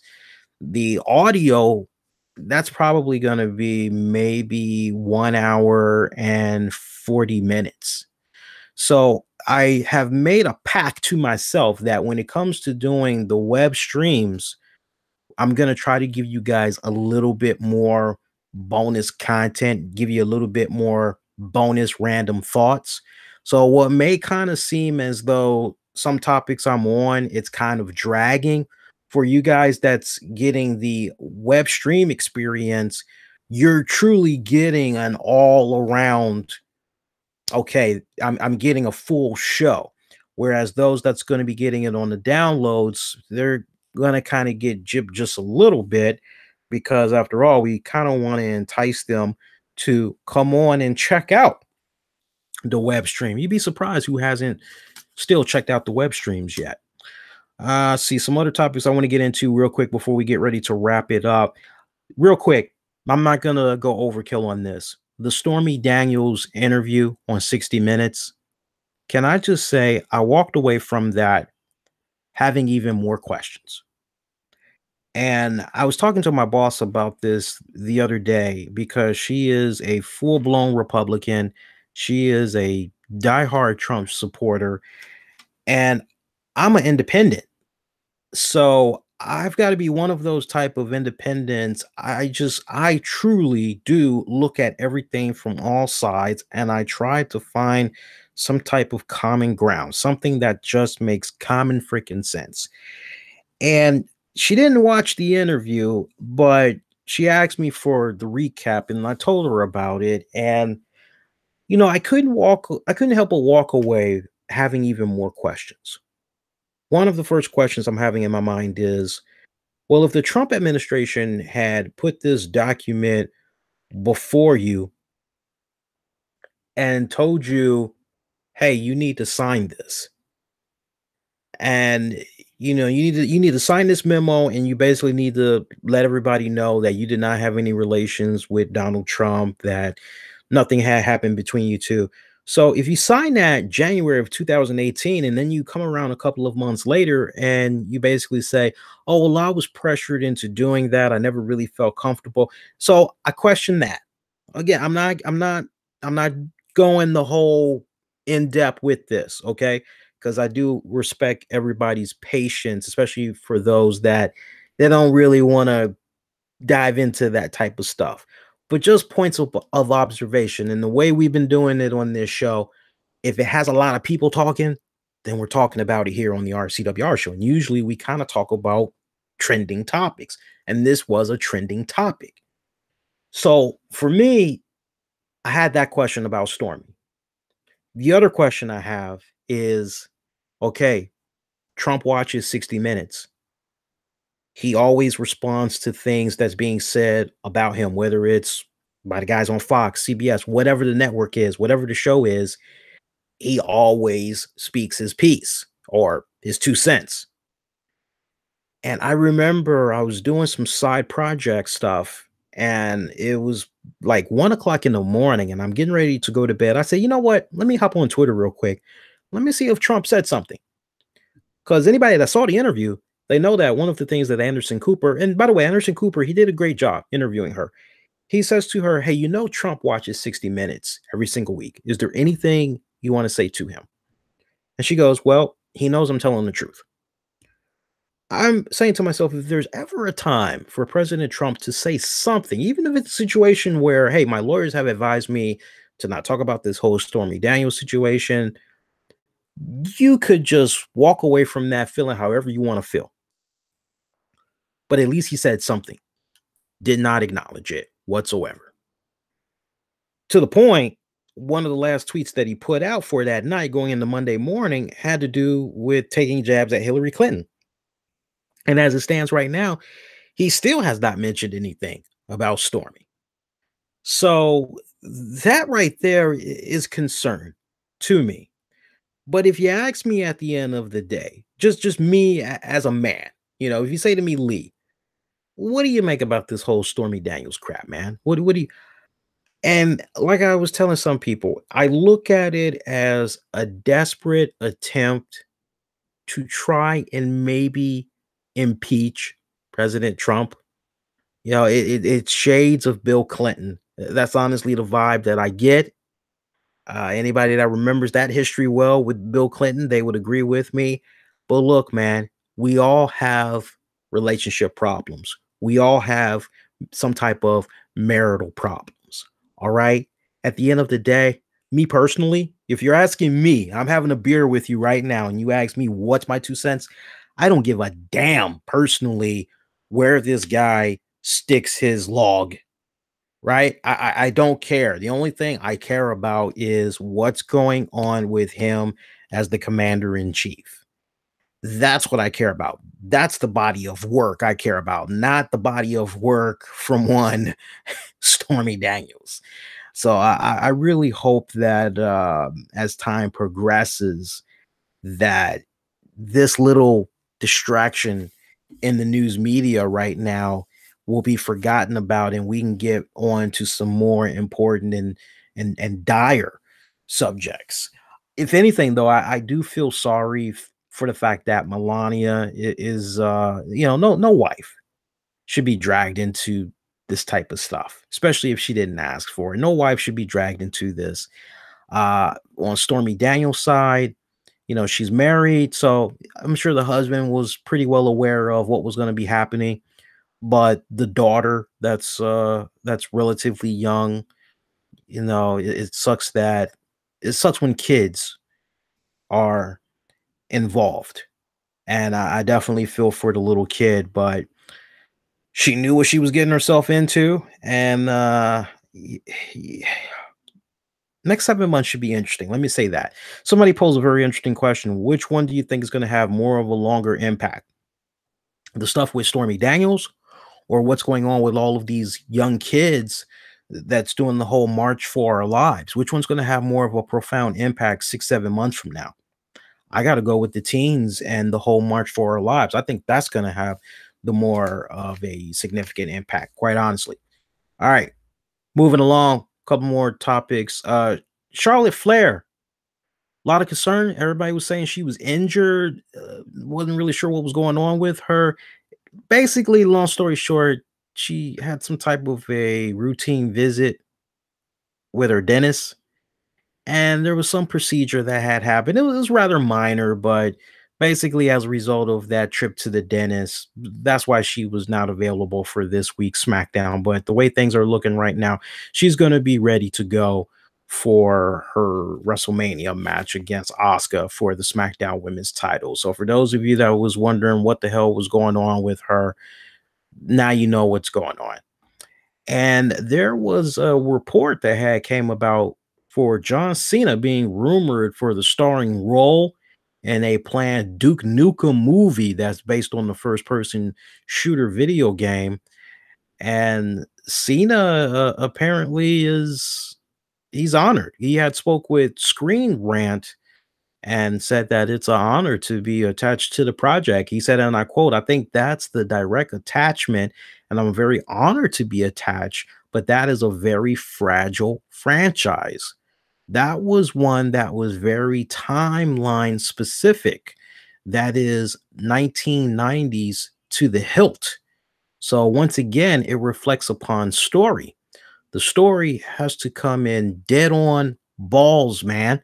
Like it has to come in told correct. Yeah. And he would go on to say, in this case, looking at what's going on with this generation, which you're walking on eggshells, you can't not be Duke Nukem, but you can't make the wrong movie. So what a blessing to be attached to that, a name like that. And I just hope development does the franchise justice. So assuming that, yeah, because the script isn't even ready yet. So assuming that John Cena gets the right script that's put in his hands and he likes everything that he's seeing. I mean, look, when you look at it, at least John Cena is manning up and saying, hey, this is a sensitive, if you think about it, you think about the generation we have coming about today, there's a lot of stuff we might not be able to get away with when it comes to Duke Nukem. So how true is the script going to stay to this beloved character from over the years? So yeah, he might be attached to it right now, but I would imagine if that script ain't on point, the way he remembers Duke Nukem, he just may well say, "Yeah, I'm gonna keep it moving along." But I tell you what, he would be great. He would be great. I would have no problem with him being Duke Nukem. I don't know about you guys, but me personally, I would not have any problems with him being Duke Nukem. And rest in peace, Frank Avruch, who had played Bozo the Clown. He had died last week. He had died at the age of 89. Now, he actually was a little bit before my time as far as Bozo the Clowns go, because he was Bozo the Clown, I want to say out in maybe New York. You guys could correct me if I'm wrong, but he basically did it up until about maybe 1974. See, the Bozo the Clowns that I grew up on was the Bozo that aired. There was a Bozo the Clown show that aired in Chicago on WGN, and I grew up on who was it? For sure, I grew up on Joey DeAura.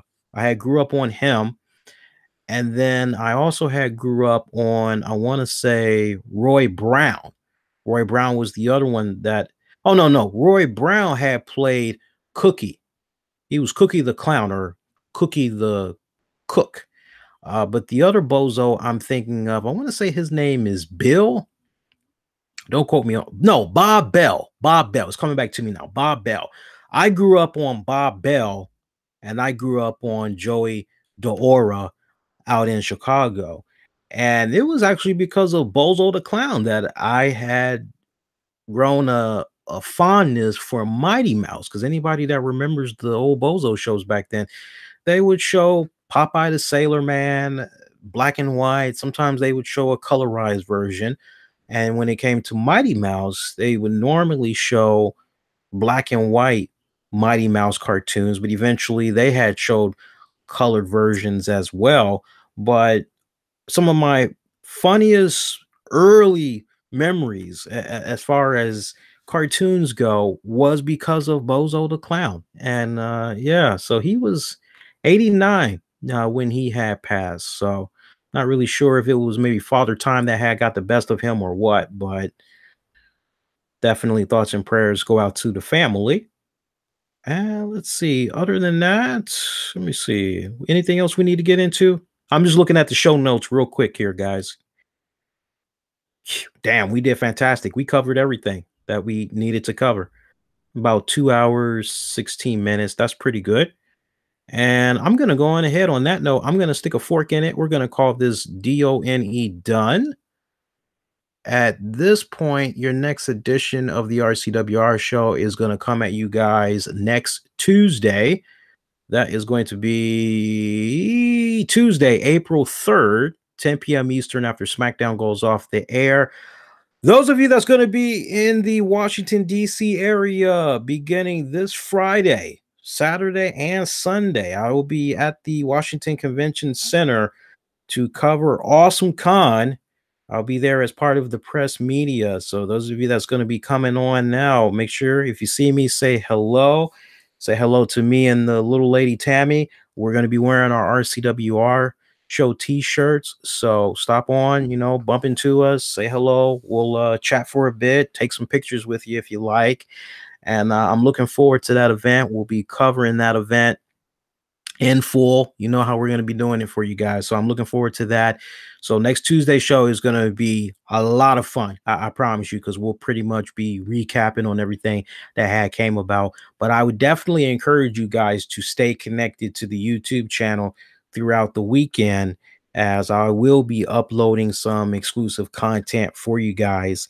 And if you did not get a chance to check it out yet, but you're a big fan of the series Black Lightning on the CW, go out of your way, check out the great conversation that I had with its star, Cress Williams. That's actually available right now on demand and on the downloads, even on the YouTube channel. Just search under the guest exclusives section. And that is going to do it. I appreciate those of you that checked out the live web stream. I do appreciate you guys' patience that, sat through that difficult period during the show. I definitely promise you guys it's very rare that my feathers are ruffled. But I think it's kind of good that you guys from time to time get to see that side of me. Because, I think somebody told me a long time ago, the best shows are the shows that honestly, they're not scripted in any type of way, and our show is never scripted. I have an idea of what I want to talk about, but as far as the anything can happen live aspect, I think it's good that once in a blue moon, you'll get to see and hear some stuff like what was covered earlier. So do appreciate you guys that checked out the live webcast, your patience through that. And for those of you that's like, what the hell on the downloads, you're like, what the hell? Well, you'll just have to watch on YouTube and see and hear for yourself what the hell was said. But those of you, speaking of which, those of you that's going to be waiting for the audio, give me about up to 30 minutes and I'm going to edit it, all that good stuff, and it will be ready. Spreaker and iHeartRadio will get first dibs. Oh, by the way, while I still got you guys, I am looking into seeing about getting the show on Spotify. And I'm in the early stages right now. So keep your fingers crossed. But remember what I told you a couple of weeks ago. It's all about getting the RCWR show um, syndicated as much as humanly possible. And Spotify, it looks like that might be another avenue that we'll be able to embark on. So keep your fingers crossed. I'll keep you all posted on the progress in the coming weeks. So for YouTube, wishing you guys to be safe. Most importantly, be kind to one another. We'll do this again for you guys next week.